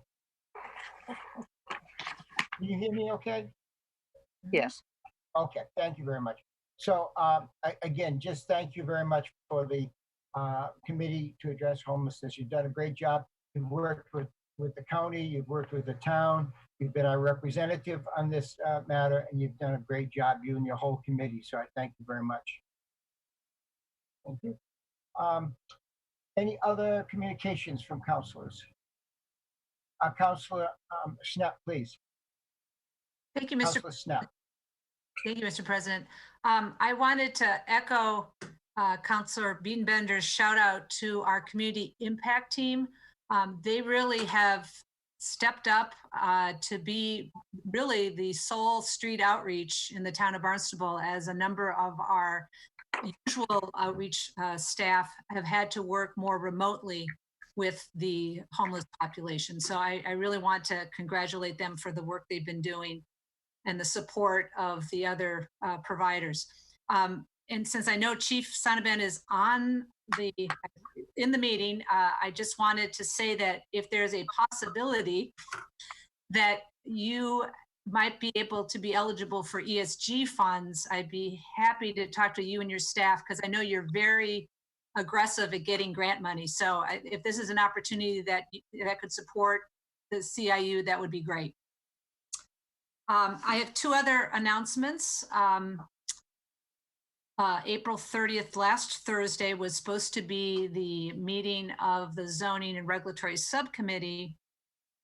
We discovered late in the afternoon that the meeting had been posted under official agendas, but did not show up on the town calendar or under the committee's page. And as a result, we were concerned that those who might be interested in participating didn't have access to the link to the meeting. And so we decided to postpone it. And that meeting will be next Thursday, May 14th at 6 o'clock. Through this process, I think a number of us discovered that in an effort to really post our meeting notices in a variety of places, that sometimes that goes awry. You know, even though it's posted under official agendas, where people are often gravitate to look for our meetings is the town calendar or the subcommittee pages. And I think it really would be worth looking at. You know, I know we've recently revised our webpage, and it really, was a major improvement, that agendas and minutes may need to have a button that is really easy to see. And again, I know this may not be a top priority, but I think it is something that we should be considering, to really help people be able to find notices of our meetings. And lastly, this kind of ties to that whole notion. is the way people understand what we're going to be discussing is looking at the agenda. And I think that the Vineyard Wind presentation, which was an excellent presentation and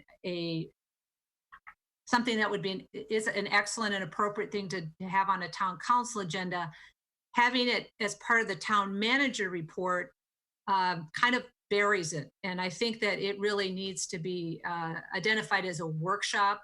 Those types of things where it's an outside entity, it's not a town staff presentation. In the future, I think we should be careful that those things are lifted out of the town manager's report and put on the agenda so that the public knows that there's going to be a presentation.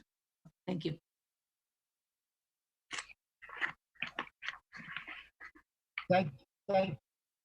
Thank you, Councilor Snap. Councilor Cullum, please. Councilor Cullum.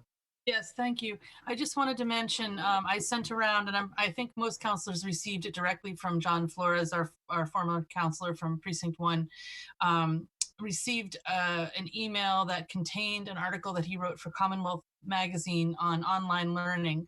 Most people know that John started an online learning business. I think it was back in 1994. So it's been going on a long time. And he was in the article fairly critical about Massachusetts and what their plan has been with the COVID problem. And I spoke with him today. He's writing another article as well coming out, I think next week. So I do promise that I'll send that along too, with a pathway to prevent this from happening in the future so that our students can actually have something concrete to hold on to and not lose 3 months of a school year due to something beyond their control. And also, a lot of it is, we very rarely invent the wheel, right? A lot of it is mirroring other communities and hybridizing forms from private schools to accommodate our public schools. But it just occurs to me that we strive so hard in Barnstable, in the corner office, Mark Milne, Mark Ells, Andy Clyburn, to exceed expectations. And I have to say that it upsets me that we're just meeting them when it comes to our youth. We should be striving to exceed those state expectations as well, and not look to the floor, but look to the ceiling. That's what we should be doing. So I'm very interested in continuing the conversation with fellow counselors on how to increase our expectations and go beyond just meeting the standard in that way. Thank you. Mr. President, I believe Councilor Dagwan wanted to speak.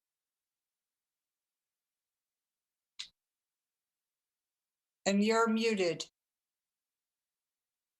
Thank you, Councilor Cullum. Those were well said. Madam Clerk, please note that Councilor Neary is back with us. And Councilor Dagwan, please. Thank you, Mr. President. Can you hear me? Yes. Good. Yeah. I just wanted to relay a message. I got a phone call earlier today and left a message for me, and I was out, but they also wanted to direct it towards you as well. It's a call from a member of the local quilting group, and they have some 500 to 800 masks that they've made, and they wanted to know because you're affiliate with the Champ House, Mr. President, and others, the Homeless Committee as well. Where could they? Where could they take these masks? Who's in need of them? Because they'd like to give them to some group, particularly, some of the homeless. And the fact that, they are extending this standards a little bit longer now that we have to wear the mask all the time. It's always nice to have a second or third mask. Yes. Thank you very much. That group was very kind to them, the quilting group. They originally were doing it for Cape Cod Healthcare. Their needs were met, so they had the extras.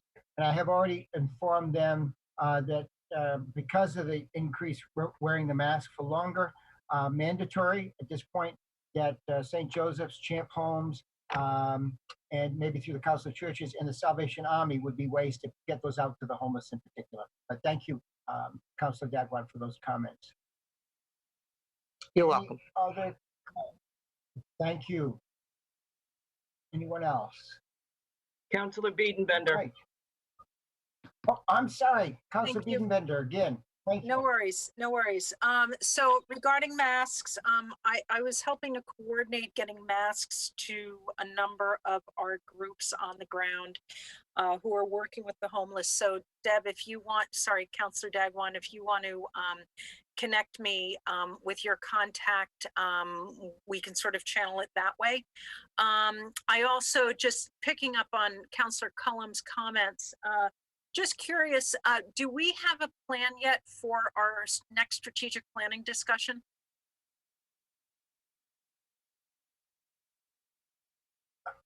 I'm sorry, you're asking me about us. Yeah, our strategic, when is it planned for us to have another discussion regarding our strategic plan? Yeah, thank you for that question. We'll be doing that in September or October, most probably. Okay, because we couldn't come up with a date that's going to work right now because of the virus. Does that answer your question? Well, kind of. What do you mean because of the virus? Because it's a Zoom meeting, right? Oh, no. A strategic plan for the council? Yeah, where we discuss the strategic plan. Yeah, we wouldn't intend to do the strategic plan this way. It's set up for like a Saturday where we would meet face to face. So that's why we're hoping in September, October. If we get to that place and we're still doing, we're not able to do it face to face, then we'll go with a Zoom type meeting. But that's not my preference. It was originally scheduled to be held in September after Labor Day. That's our tentative date, to be used with a facilitator from Consensus Building Institute. Oh, okay, because I'm just recalling past discussions that we had happened, I thought, in like June or July. No, no one was available then. Yeah, correctly. Also, if we did two things here. One was we worked on the budget. We worked very hard on our budget, and so we're turning funds in. We have the funds for it. It's going to go into our 2021 budget. That's one thing. The other thing is that you may be getting a little confused. What will happen is before we have that strategic, we will have documentation come to each councilor who will do a survey on review of the old strategic plan and start to put some comments and topics that we want to discuss or things that we might want to change. And then that will go to the consultant who will review all those, put that in some kind of a format, get it back to the councilors. So that's the work that we do before we get to face-to-face strategic planning. Yeah, no, I understand the process. That wasn't the question. The question was of the date, because in years past, we had done it prior to September. And so I was just expecting it to happen sooner than that. So thank you. Originally, we thought we would do it in May. And then the virus happened. And so just kind of projecting out to the point that we think we're going to be able to have it. So right now it's for September. Thank you. Any other comments on communication? Thank you very much. Town Manager Els. Mr. President, Town Manager Els has a comment. Okay, I'm sorry, Mark. Thank you, Town Manager. Oh, thank you, Mark Els. Just in response to the comment about Vineyard Wind and where they fell on the agenda, they came to us late and asked for this. Typically, at our leadership meetings, I bring forward the opportunity to either have the workshop or include in the town manager communications. So the intent wasn't to place it there, but they came late. And with a May 15th deadline, I made the decision that I thought it would be better to have them come in under town manager communications than to have the May 15th filing that they're going to do with MIPA occur before they give some form of an update to our town council. And they have committed to coming back whenever you would like and doing as many workshops as you would like. Thank you. Thank you, Town Manager. So, Councilor Schnepp, again, the reason it was not put as a separate workshop is that it was beyond, this was a kind of a last minute request of Vineyard Wind, and we would not have been able to get it on the agenda any other way than going through the manager's communication. But your point is very, very well taken. It's always preferred to have a separate workshop on the agenda, published along with the agenda, so it's the public is aware of what we're doing. I think I must have missed the May 15th deadline. I didn't hear any particular reason why we were having the presentation tonight. So that might have clarified it. Thank you. Thank you very much. Thanks for clarifying that, Mark. I appreciate it. All right. Okay, so we're going to close public comment and we're going to go into the orders of the day. Councilor Bogan has a comment. Councilor Bogan, please. I noticed you were smiling earlier, Councilor. Councilor Bogan, please. It happens from time to time. I just wanted to echo Councilor Schnepp's suggestion with regard to meeting notices and where they're posted. I take it that where it was posted did comply with the open meeting law requirements because it's what we've informed the state as to where we'll post those notices. But as she indicated, logically, you go to the homepage, and I panicked that day because I happened to go on because I thought it was 6 o'clock, and I know that historically before this, those meetings had been earlier. So I said, well, let me confirm that. And when I went to look at the town calendar on the homepage, as she indicated, it said there are no bookings for the desired date, meaning today. So the natural thing to do then is to go to the committee link. And when I went there, it wasn't there either. So I endorse her suggestion that we figure out a better way to do that in the future. If I may, Mr. President, just for the public's notification, all meetings that are to be held publicly are by law required to be posted on the town front page on the official agenda page. That is the legal requirements. And I know Councilor Schnepp noted that there are other locations such as the calendar, such as the committee page. But if anyone has any questions about where or when or the agenda of a meeting for any committee on the in the town of Barnstable, they should look on the town clerk's official agenda page. If you also notice on the committee pages, you'll see at the very top that for the official agendas, there's a link back to that official agenda page.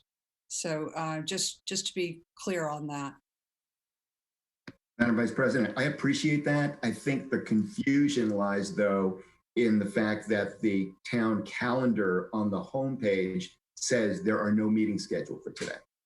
That's what we need to figure out how to reconcile. Yeah, and that's why I am putting a notice in to look under official agendas for any meetings with regards to the town. Thank you. The other comment I'll make, and there's a lot I could say, but I'll refrain from doing it at this time. It really goes to process as well, and that is that 2 meetings ago we had 5 civic associations that came before us, indicated that it was their understanding that the Zoning and Regulatory Committee was not going to be moving forward on the short-term rental issue because it was considered non-essential business. And they asked for confirmation of that. I have to tell you, I was speechless when the very next meeting, it was announced that the Zoning and Regulatory Committee was going to be meeting in 2 weeks and taking final action on that proposal. there was no recognition given of the request by the civic associations and no explanation as to why that was going to be done. My view is when you look at the organizational chart in the town comprehensive plan, the citizens are on top. We work for them. And I just don't think that we should lose sight of that. That's all. Thank you, Mr. President. Thank you very much. Councilor Biedenbender, please. Councilor Biedenbender. Yep. So thank you. So a couple clarification. I think there was, to Councilor Bogan's point, I think there was some miscommunication between the committee and council leadership as to what was going to be taking place moving forward. There is no reason why town council and committee business cannot continue despite a health crisis. In addition, I just lost my train of thought on that one. But in any case, we just need we need to continue, and in regards to the people being on top, absolutely, I agree with you. There's no disconnect there. But that's why we have a representational government. And we have taken over 6 months of public comment, emails, phone calls, representation at town council, representation at committee meetings. There is no reason why the train needs to slow down at this point. And in reality, all the committee does is put a recommendation towards town council.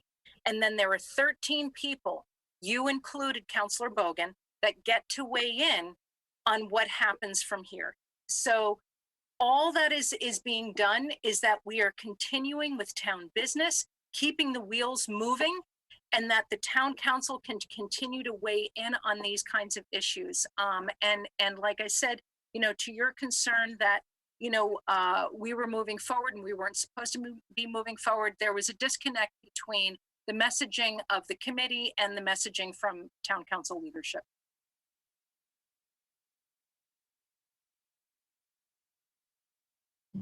Thank you, Councilor.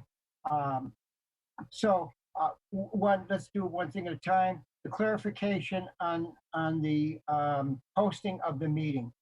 95% of the time, while we don't have to, on the calendar, our meetings are posted, and someplace on the front page. It was a glitch that it was not in the calendar, and that was because we're doing this type of meeting. So when a Zoom meeting is set up, it's not controlled by the council in terms of our administrator getting it posted on the calendar, because when she does it on Outlook, our administrator clicks public for the calendar. It was just a glitch that was an unfortunate glitch, but then we took appropriate action to correct that. Because the expectation would be that it would be on the calendar. The Attorney General's office says, we're not sure why you're doing that. Why don't you get your public always knowing that they can see it from the clerk's, posted on the clerk's agenda, properly posted. We prefer to make sure that everybody knows what we're doing. So we are going to keep doing what we normally do, and that is to post it on the calendar.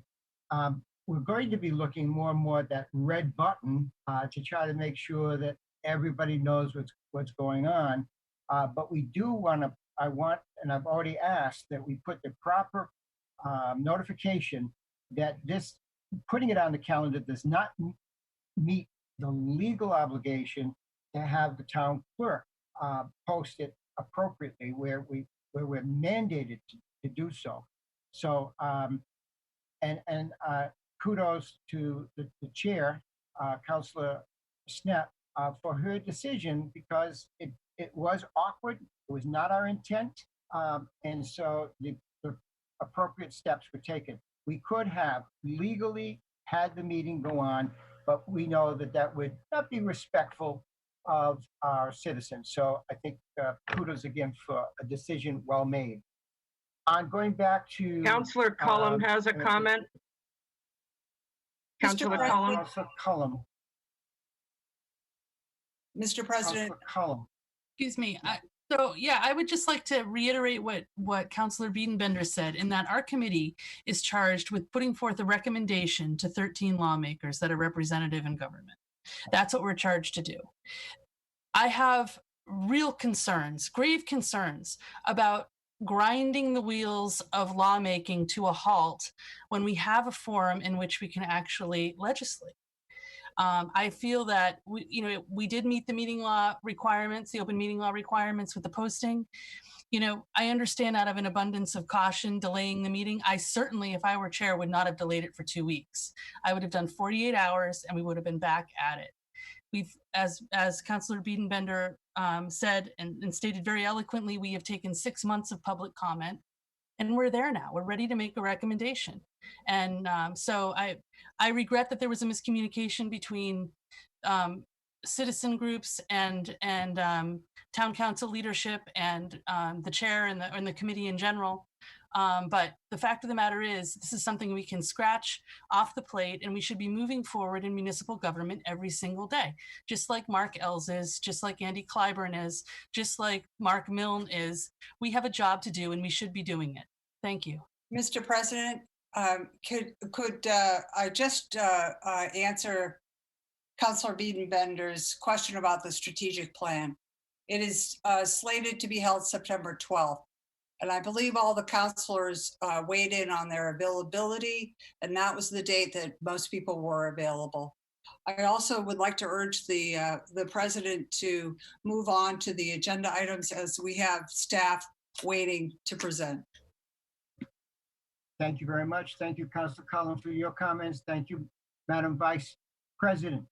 However, not trying to stretch this out, but I want to clarify it one more time.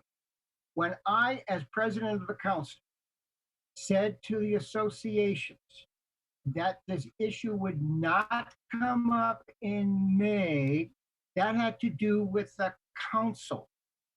That had to do with a presumption that we were going to finish up some of the work that had to be done in order for it to come to council. So I have met my commitment to the associations that, knowing the time and the schedule, that it would not open up, come to council at that time.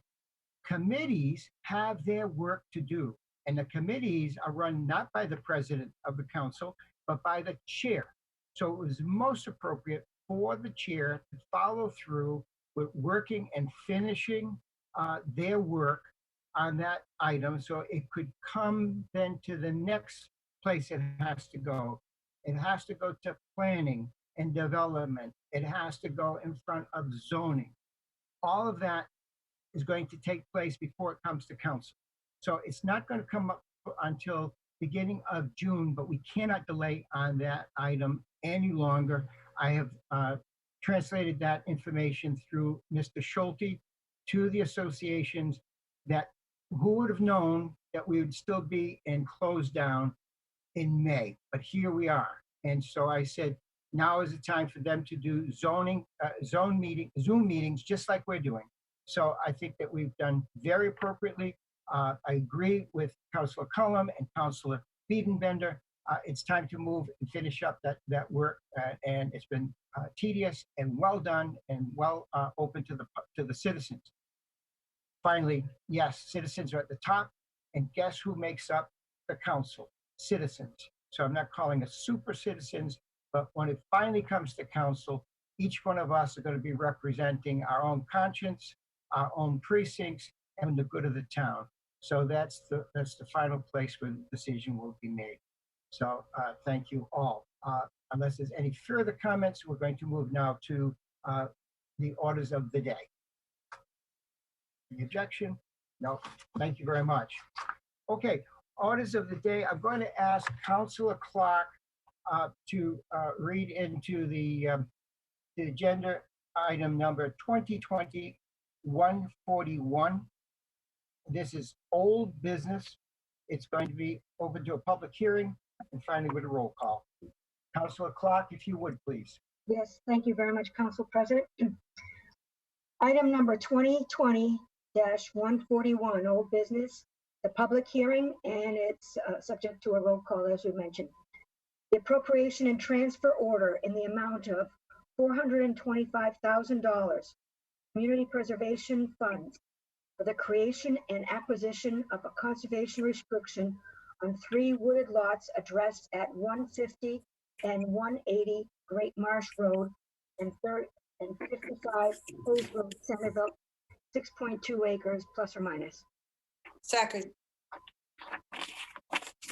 Thank you. We have a second. Do we have the rationale first, or are we doing public comment? I think Lindsay Council is here for the rationale. Okay, thank you very much. Mr. Council, if you would, please.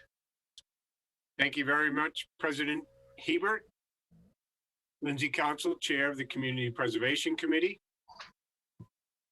At the September 16th, 2019 Community Preservation Committee meeting, the 7 members present voted unanimously for the recommendation to the town council through the town manager, Orenda Wildlife Land Trust request for $425,000 in community preservation, open space, and recreation funds for the acquisition of 3 wooded lots addressed 150 and 180 Great Marsh Road and 55 Hayes Road, Centerville, totaling approximately 6.2 acres.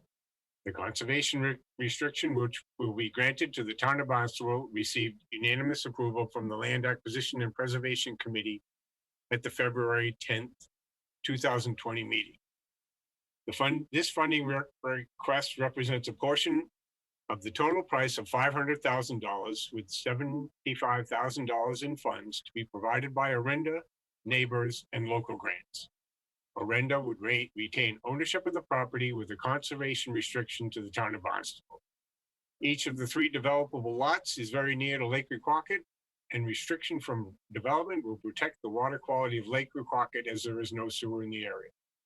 The property is a mature mixed hardwood forest that serves as a refuge to dozens of songbirds and wildlife and will be preserved as open space. The conservation restriction includes the options of installing 3 to 5 parking spaces at the head of the former driveway. Other rights in the driveway will be extinguished. Walking trails will be open to the public for passive recreation only. Thank you. Thank you, Mr. Council. I'm now going to open it up for public hearing. Sarah or Lynn, do you have anybody in queue for public comment on item number 141? There are a few people on. Mr. Thibodeau? Yes, I'm here. My video has been turned off. But just to clarify, I'm the executive director of the Orenda Wildlife Land Trust. And as Lindsay stated, we're working in partnership with the town to help preserve this property. If you have any questions in addition to the description that Lindsay provided, I'm here to answer them. And thank you for having me present tonight. Thank you very much, Mr. Thibodeau. Here's a video now. Oh, there you are. Great to see you. Thank you very much. Good to see you too. Thank you, Mr. President. Councilor Hebert, we also have Teresa Mitchell. Ms. Mitchell, if you're still there.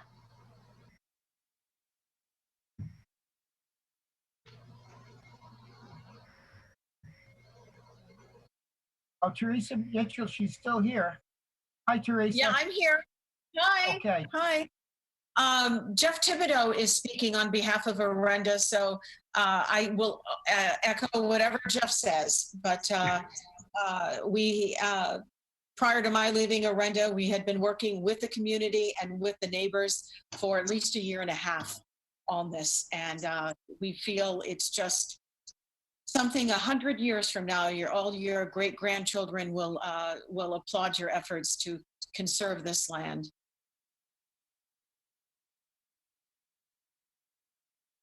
Councilor you Huber, very we also have Mrs. Dobert or Daubert. I'm not sure if she's still on.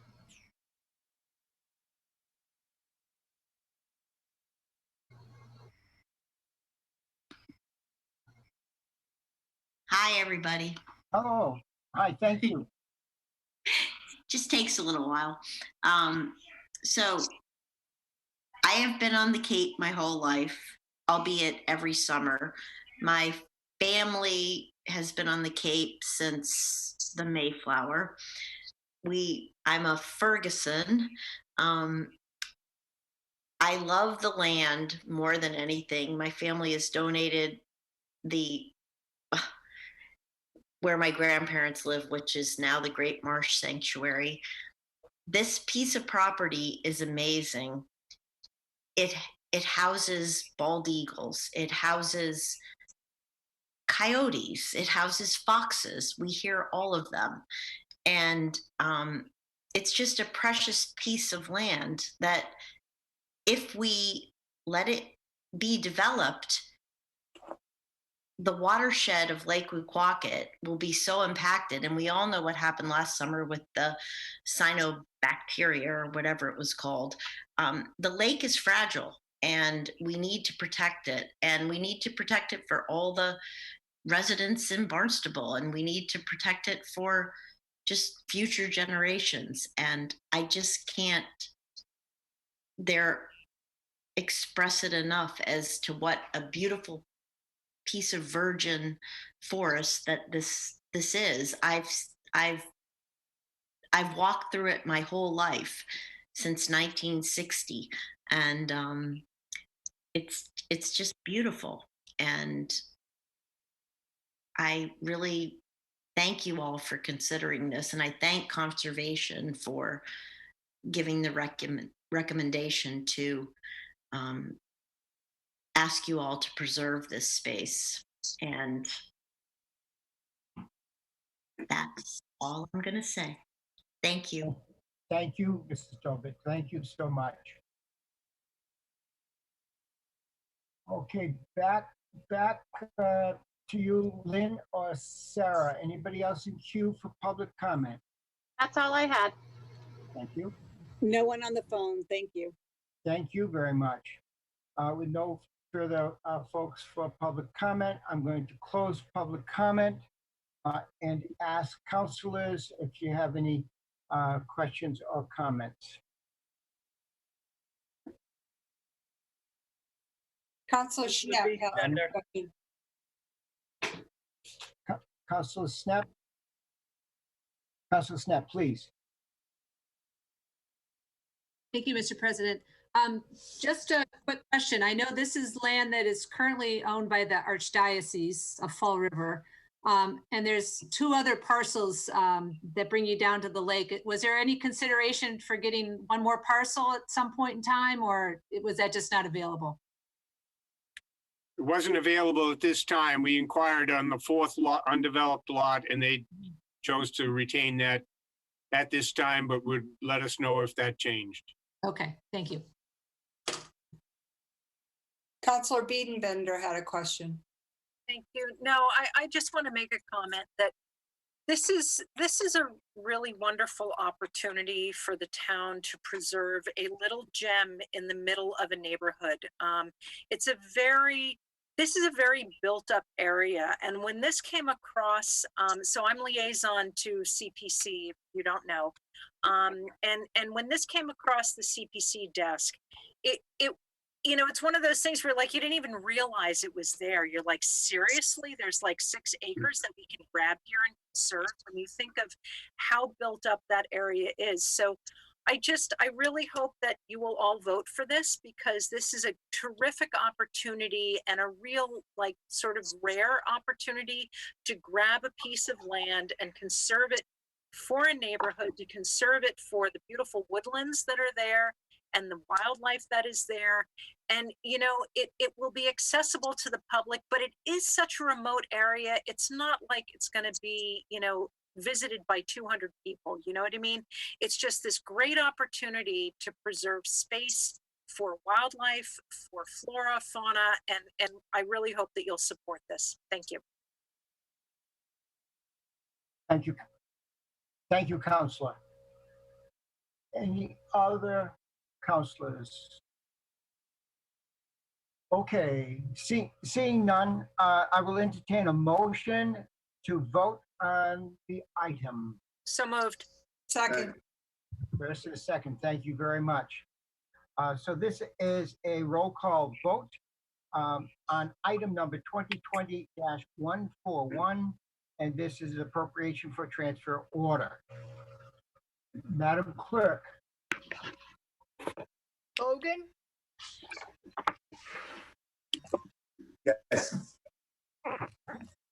Clark, Yes.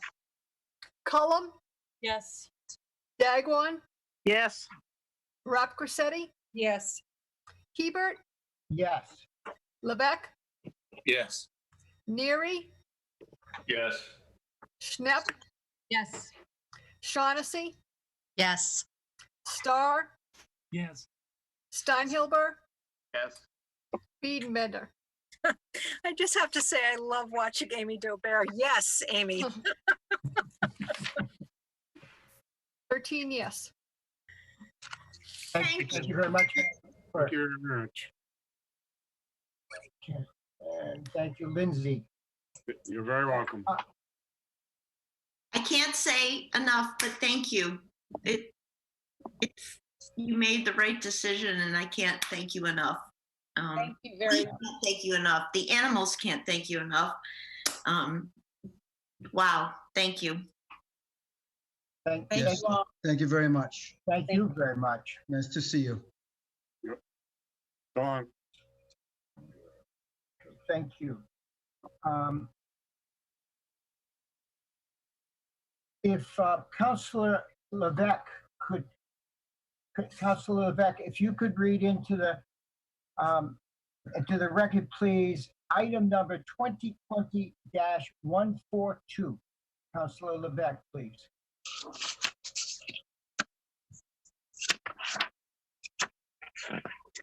Thank you, Mr. President. This is old business. Public hearing, roll call, majority vote. This is item number 2020-142, supplemental appropriation in the amount of $36,000 for the Barnstable Police Department's fiscal year 2020 operating budget for the purchase of funding the cost associated with the hiring of patrol officers to fill current vacancies, as written. Second. Thank you very much. We need to make an adjustment here. Apparently, I'm handling phones in the background here and taking some notes, and I could have gone and gotten a clarification on this, but that would have meant my leaving the meeting, and as this stuff goes, I might never have come back. So apparently the proper amount is $38,000. So I'm not sure how that happened. Administrator level, can you explain what the numbers are supposed to be there? There was the original appropriation was given out when the agenda was posted, and we had to go with the original amount, and then a subsequent amount was submitted thereafter for $38,000, and I believe Finance Director Mark Milne has the exact amount, and it'll be amended for the $38,000. Okay. I think after you have the rationale and the discussion, you can ask for a motion to amend the amount, take a vote on that, and then you can ask for a motion to approve the vote as amended. Okay.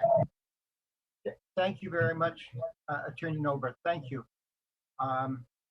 So what we're looking for right now is the rationale. Chief Sonnabender, is you right there, Chief? Yeah, yes, I am, Mr. President. Okay. Good evening, everybody. Chief you. Sonnabend, Barnstable Police Department. And this is the rationale for item number 2020-142. Right now, we have a number of vacancies within the police department. This item is a supplemental appropriation in the amount of $38,381. And it will allow us to hire 8 new officers in those vacancies. And some of the confusion comes about because there's a split here. There's about 5 officers, or 6 officers, excuse me, 6 officers that are being hired and going to the academy, which hopefully will actually be in August with the way things are going right now. And 2 officers, which are actually working as police officers right now in other communities, but would be transferring in for us. So the difference with the $38,381 is $2,381, because those officers actually need equipment before, since they're not.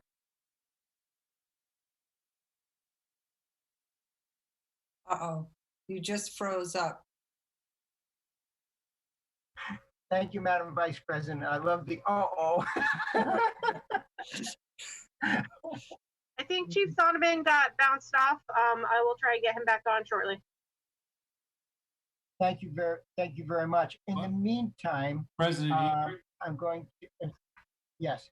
I'm not Yes, sure. Mark Milne might be able to complete the discussion if Chief Sonneman doesn't come back quickly. So. Okay, thank you very much. And so, he's back. He's back. Yay. Here we go. So that should explain the difference. And this is the fiscal impact of this is coming out of the general fund reserves and will not be added into our operating budget for FY21. This is just a one-time thing. If there are any questions. Thank you, Chief. Mr. Mark Clark. What's that? Councilor Clark had a question. Councilor Clark, please. Excuse me, Mr. President, this is a public hearing. First, we've got to see if the public needs to weigh in. Thank you very much, Madam Vice President. So we will open it up to public comment. I'm going to ask if there's anyone in queue from both Lynn or Sarah, please. For public There's comment. no public comment at this time. Thank you. There is no public comment on the phone. Thank you. Thank you very, very much. All right, so hearing none others, I'm going to close public comment on this, and I'm going to open it up for councilors. So was there an indication Councilor Clark wanted to speak on this? Ask a question, comment? I believe it was Councilor Starr. Oh, is it Clark? Clark. Thank you very much. Thank you very much, Council President. Thank you. With all due respect, Chief, were there not any savings from the positions that were retired? In the rationale there, the retirees that were unexpected. So weren't there any savings in your budget to have covered this? Those would be salaries. These aren't, this is equipment costs. Understood. All right, thank you. Thank you. Councilor Biedenbender, were you asking a question? Did you want to ask a question or comment? No, she's Councilor saying Biedenbender? no. She's saying no. No, okay, thank you. No, okay, thank you. Everybody's aware that there is a delay between talking. It's not instantaneous all the time. So it's not because you're not with it. It's the fact that your words come out a little slower. That's not a problem. Any other concerns here? Mr. President? I'm going to ask our attorney when we, yes. I'd like to make a motion to amend item 2020-142 for the supplemental appropriation, amend the amount to $38,381. I second that. We have a first, we have a second. Any discussion? If not, I will entertain a motion to vote on the amendment to change. Mr. President, you need a vote on that motion. Yeah. Excuse me. You need a vote on that motion. You need a roll call vote. On the amendment. On the motion to amend the, yes. That's correct. Yes, thank you. And that, again, I'm going to repeat that. This is an amendment on item number 2020-142 for $38,381. Changing it from the 36,000 that was written. So I'm going to ask. It's a for roll call vote. It's a roll call vote. Yes. Yep. Thank you very much. So, Madam Clerk, if you could, this is for the amendment on item 2020-142 for the amount of $38,381. Madam Clerk, please. Thank you, Council President. Clark?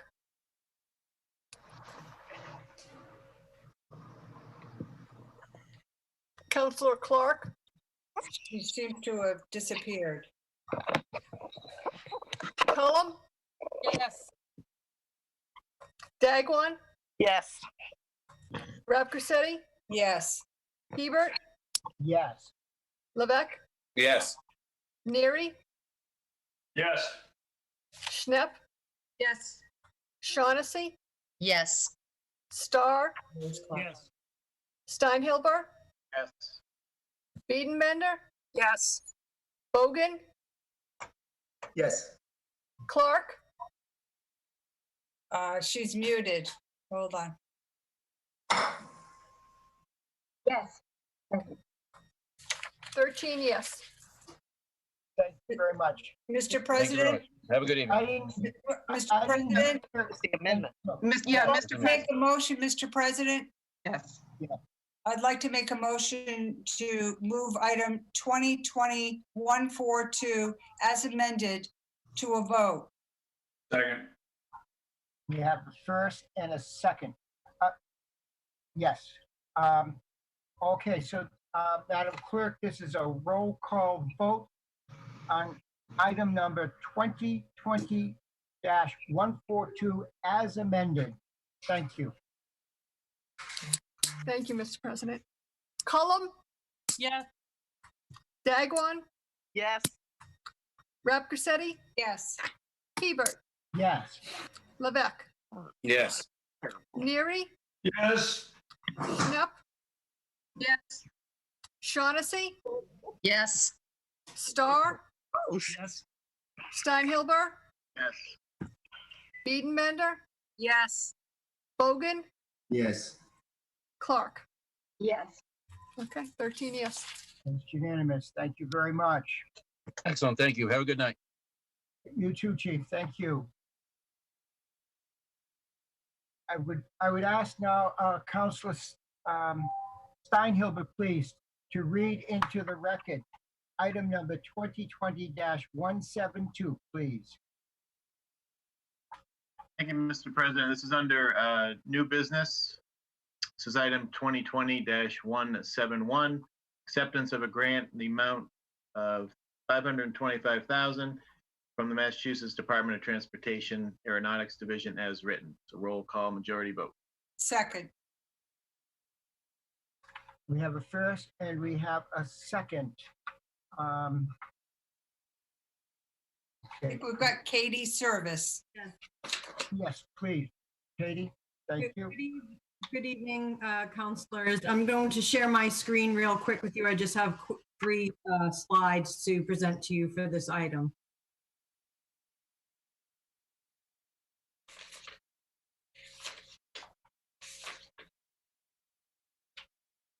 You heard Mark mention in his briefing that in his communications that we have a tree clearing project that's coming up at the airport. And this grant for the $525,000 from the Massachusetts Aeronautics Division is to pay for that tree clearing effort. So just really quick background on why I'm coming to you tonight.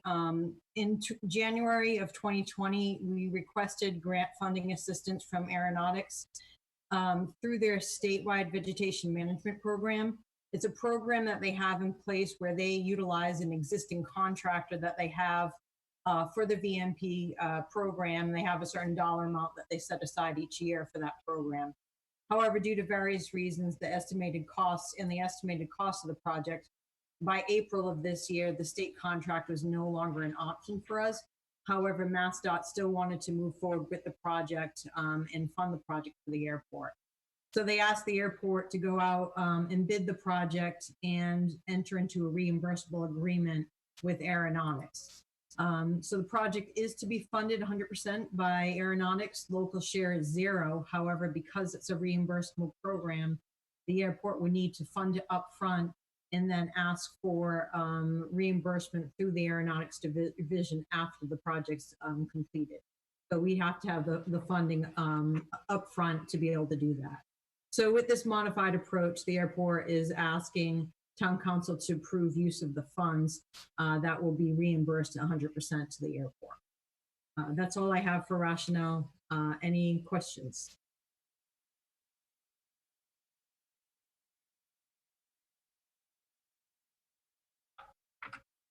Okay, Councilor councilors, Clark has a any, question. Thank you, who does? Thank you, Council President. And thank you for this presentation. Glad that it's going to be of no cost to the town. But a question, what's going to happen to the wood? Can you turn that into a financial resource? So there's a couple of different things that we're doing. We've looked at a couple of options for post construction. So we will be replanting and landscaping areas. So we're going to cut trees down and then we're going to re-landscape those areas. Some of those areas are going to get, have the chips from the trees put in place to make some pathways and to utilize those chips on the ground. So that's, for the most part, that's what we're going to be doing with that. Whatever's left over, the contractor will be hauling that away. But I can look into the possibility of, utilizing that for something else with the airport. However, we have a tight timeline to meet this this project to get it completed within a 4-week period. So I can look into that and get back to you.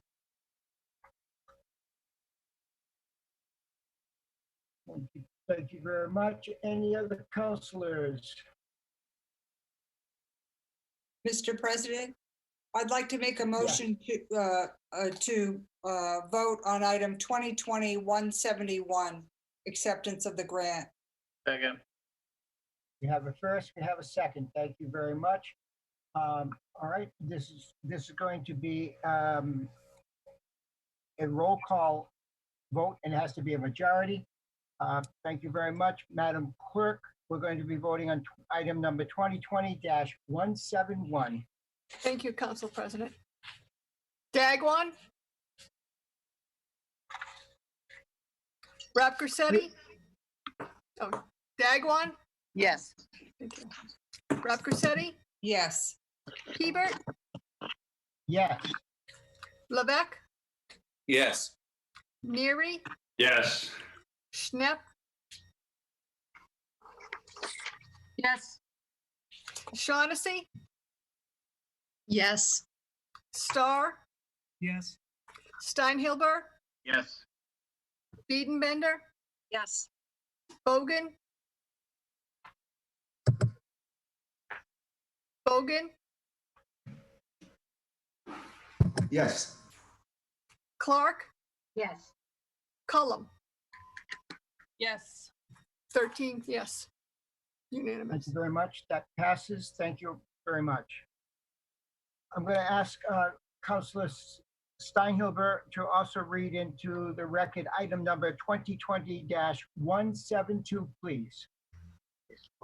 Thank you, Mr. President. Under new business, item 2020-172, acceptance of a grant in the amount of $172,938 from the Massachusetts Department of Transportation, MassDOT Aeronautics Division as written. The roll call majority vote. Second.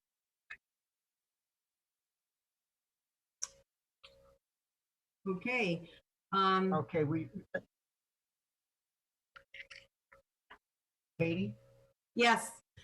Just quick rationale on this. A grant award was made to correct deficiencies that we have in our existing pilot lounge and operations office. We need to relocate the door for safer pilot access and updating the pilot lounge and office space. So the door, unfortunately, is located adjacent to an existing taxiway. Typically, our staff is using that, but we now also have a lot of pilots that are accessing that area, and it's really not safe for the door to open up to an active taxiway, as you could imagine. Due to the COVID-19 crisis, we put this project originally on hold. We canceled it by airport management canceled it. And we figured we would go after it at some other point in time when we knew what was going on with our budget. MassDOT responded in April indicating that they had funding for the project, wanting to commit to 95% of the total cost. Due to a number of statewide projects that had been canceled within the state, they had some additional funding. This is really unprecedented. This is typically not a project that MassDOT would fund for the airport. The savings to the airport of $106,000. The share of the airport's local share would be $9,102. And we do have that money already set aside in the airport's capital budget that was approved for 2020. Again, grant is being funded, but under a reimbursable program. So we need to have the funding up front and then request payment as the project's being completed. This is just a graphic of the door that will be put into the building and then modifying the existing interior space. That's all I have for rationale. Any questions? Thank you. Thank you very much, Manager Service. Any councilors, questions, comments? Mr. President, Yes, Madam. I'd like to make a motion to move to vote on item 2020-172, the acceptance of the grant. Thank you. We have a first, we have a second. Second. Thank you very much. Madam Clerk, this is a roll call vote, majority, on item number 2020-172, acceptance of a grant. Thank you, Mr. President.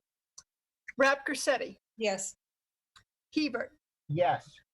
Levesque. Yes. Neary. Yes. Schnepp. Yes. Shaughnessy. Yes. Starr. Yes. Steinhilber. Yes. Biedenbender.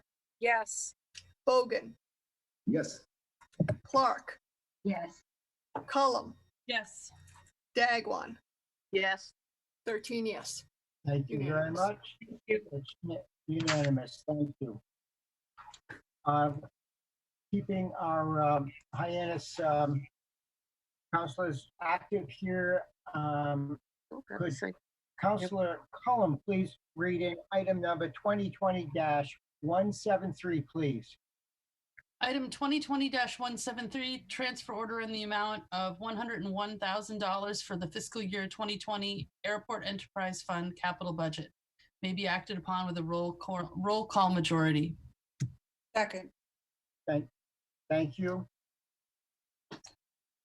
Any comments, questions? And Manager Katie, if you could address this. Sure.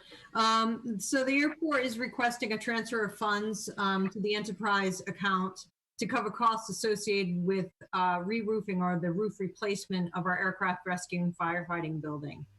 The airport budgeted $490,000 for this project with the appropriation 2019-104. The lowest bidder came in at about $484,200 for the project. However, we do have funds that are associated with architectural firm that have developed the bidding construction documents for us, cost estimates, and they will have project oversight and for us during the re-roofing project. That came to $94,850. So there's a shortfall in the original budget of just over $100,000. Back in earlier 2014, the airport requested funding to cover a number of terminal building and other building improvements. We've used this funding in the past for preventative maintenance, any type of emergency or system failure. We've used this particular item. The project itself is going to be paid for 100% by the FAA, except for some of the spaces that are located over the offices that are located in that building. However, because again, it's a reimbursable program, we must have the funds up front. We'd like to transfer the shortfall, $101,000 from that original 2014 appropriation to cover those funds, and then we will be reimbursed from the FAA for the project. That is the end of my rationale. Any questions or comments?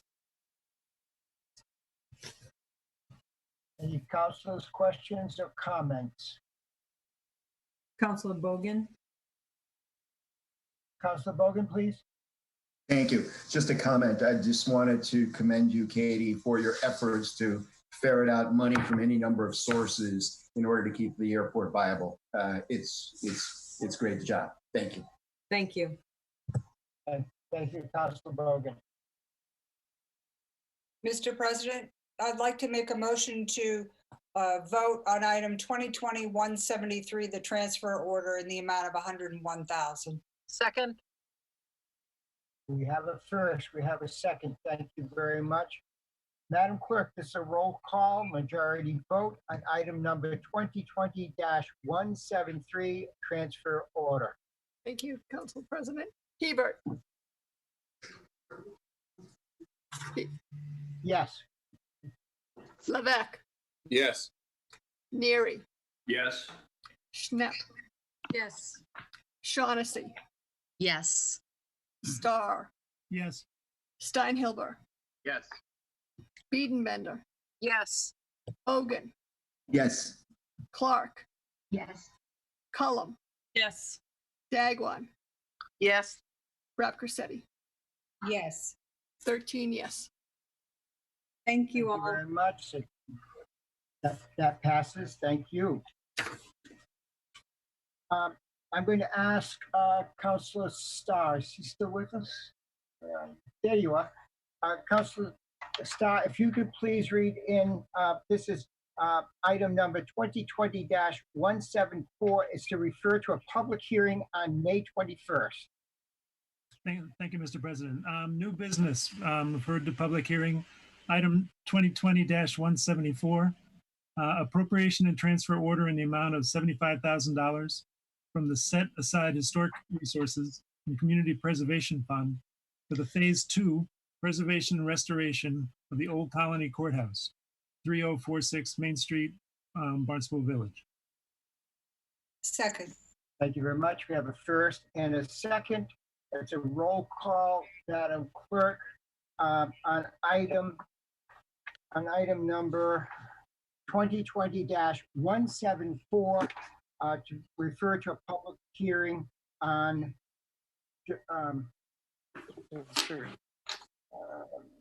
April. May 21st. I'm sorry, May 21st. Thank you very much. Thank you, Council President. Madam Levesque. Yes. Neary. Yes. Schnepp. Yes. Shaughnessy. Yes. Starr. Yes. Steinhilber. Yes. Biedenbender. Yes. Bogan. Yes. Clark. Yes. Cullum. Yes. Dagwan. Yes. Rapcorsetti. Yes. Hebert. Yeah. 13 yes. Thank you very much. That passes. So this brings us to the end of the orders of the day. I thank you all for your great participation, and we'll meet again on May 21st, God willing, in 2020. And Make a motion to adjourn. Second. We have a motion to adjourn, seconded, and then a roll call. Yeah. Okay, we have first and second. Roll call, please, Madam Clerk, on motion to adjourn. Thank you, Council President. Neary. Aye. Yes. Schnepp. Yes. Shaughnessy. Yes. Starr. Yes. Steinhilber. Yes. Biedenbender. Yeah. Bogan. Yes. Clark, Yes. Cullum, Yes. Dagwan, Yes. Rapcorsetti, Yes. Hebert, Yes. Levesque, Yes. 13 yes. Thank you very much. Thank you all. And, Happy Mother's Day. oh, Mother's yes, Happy Mother's Day, everybody.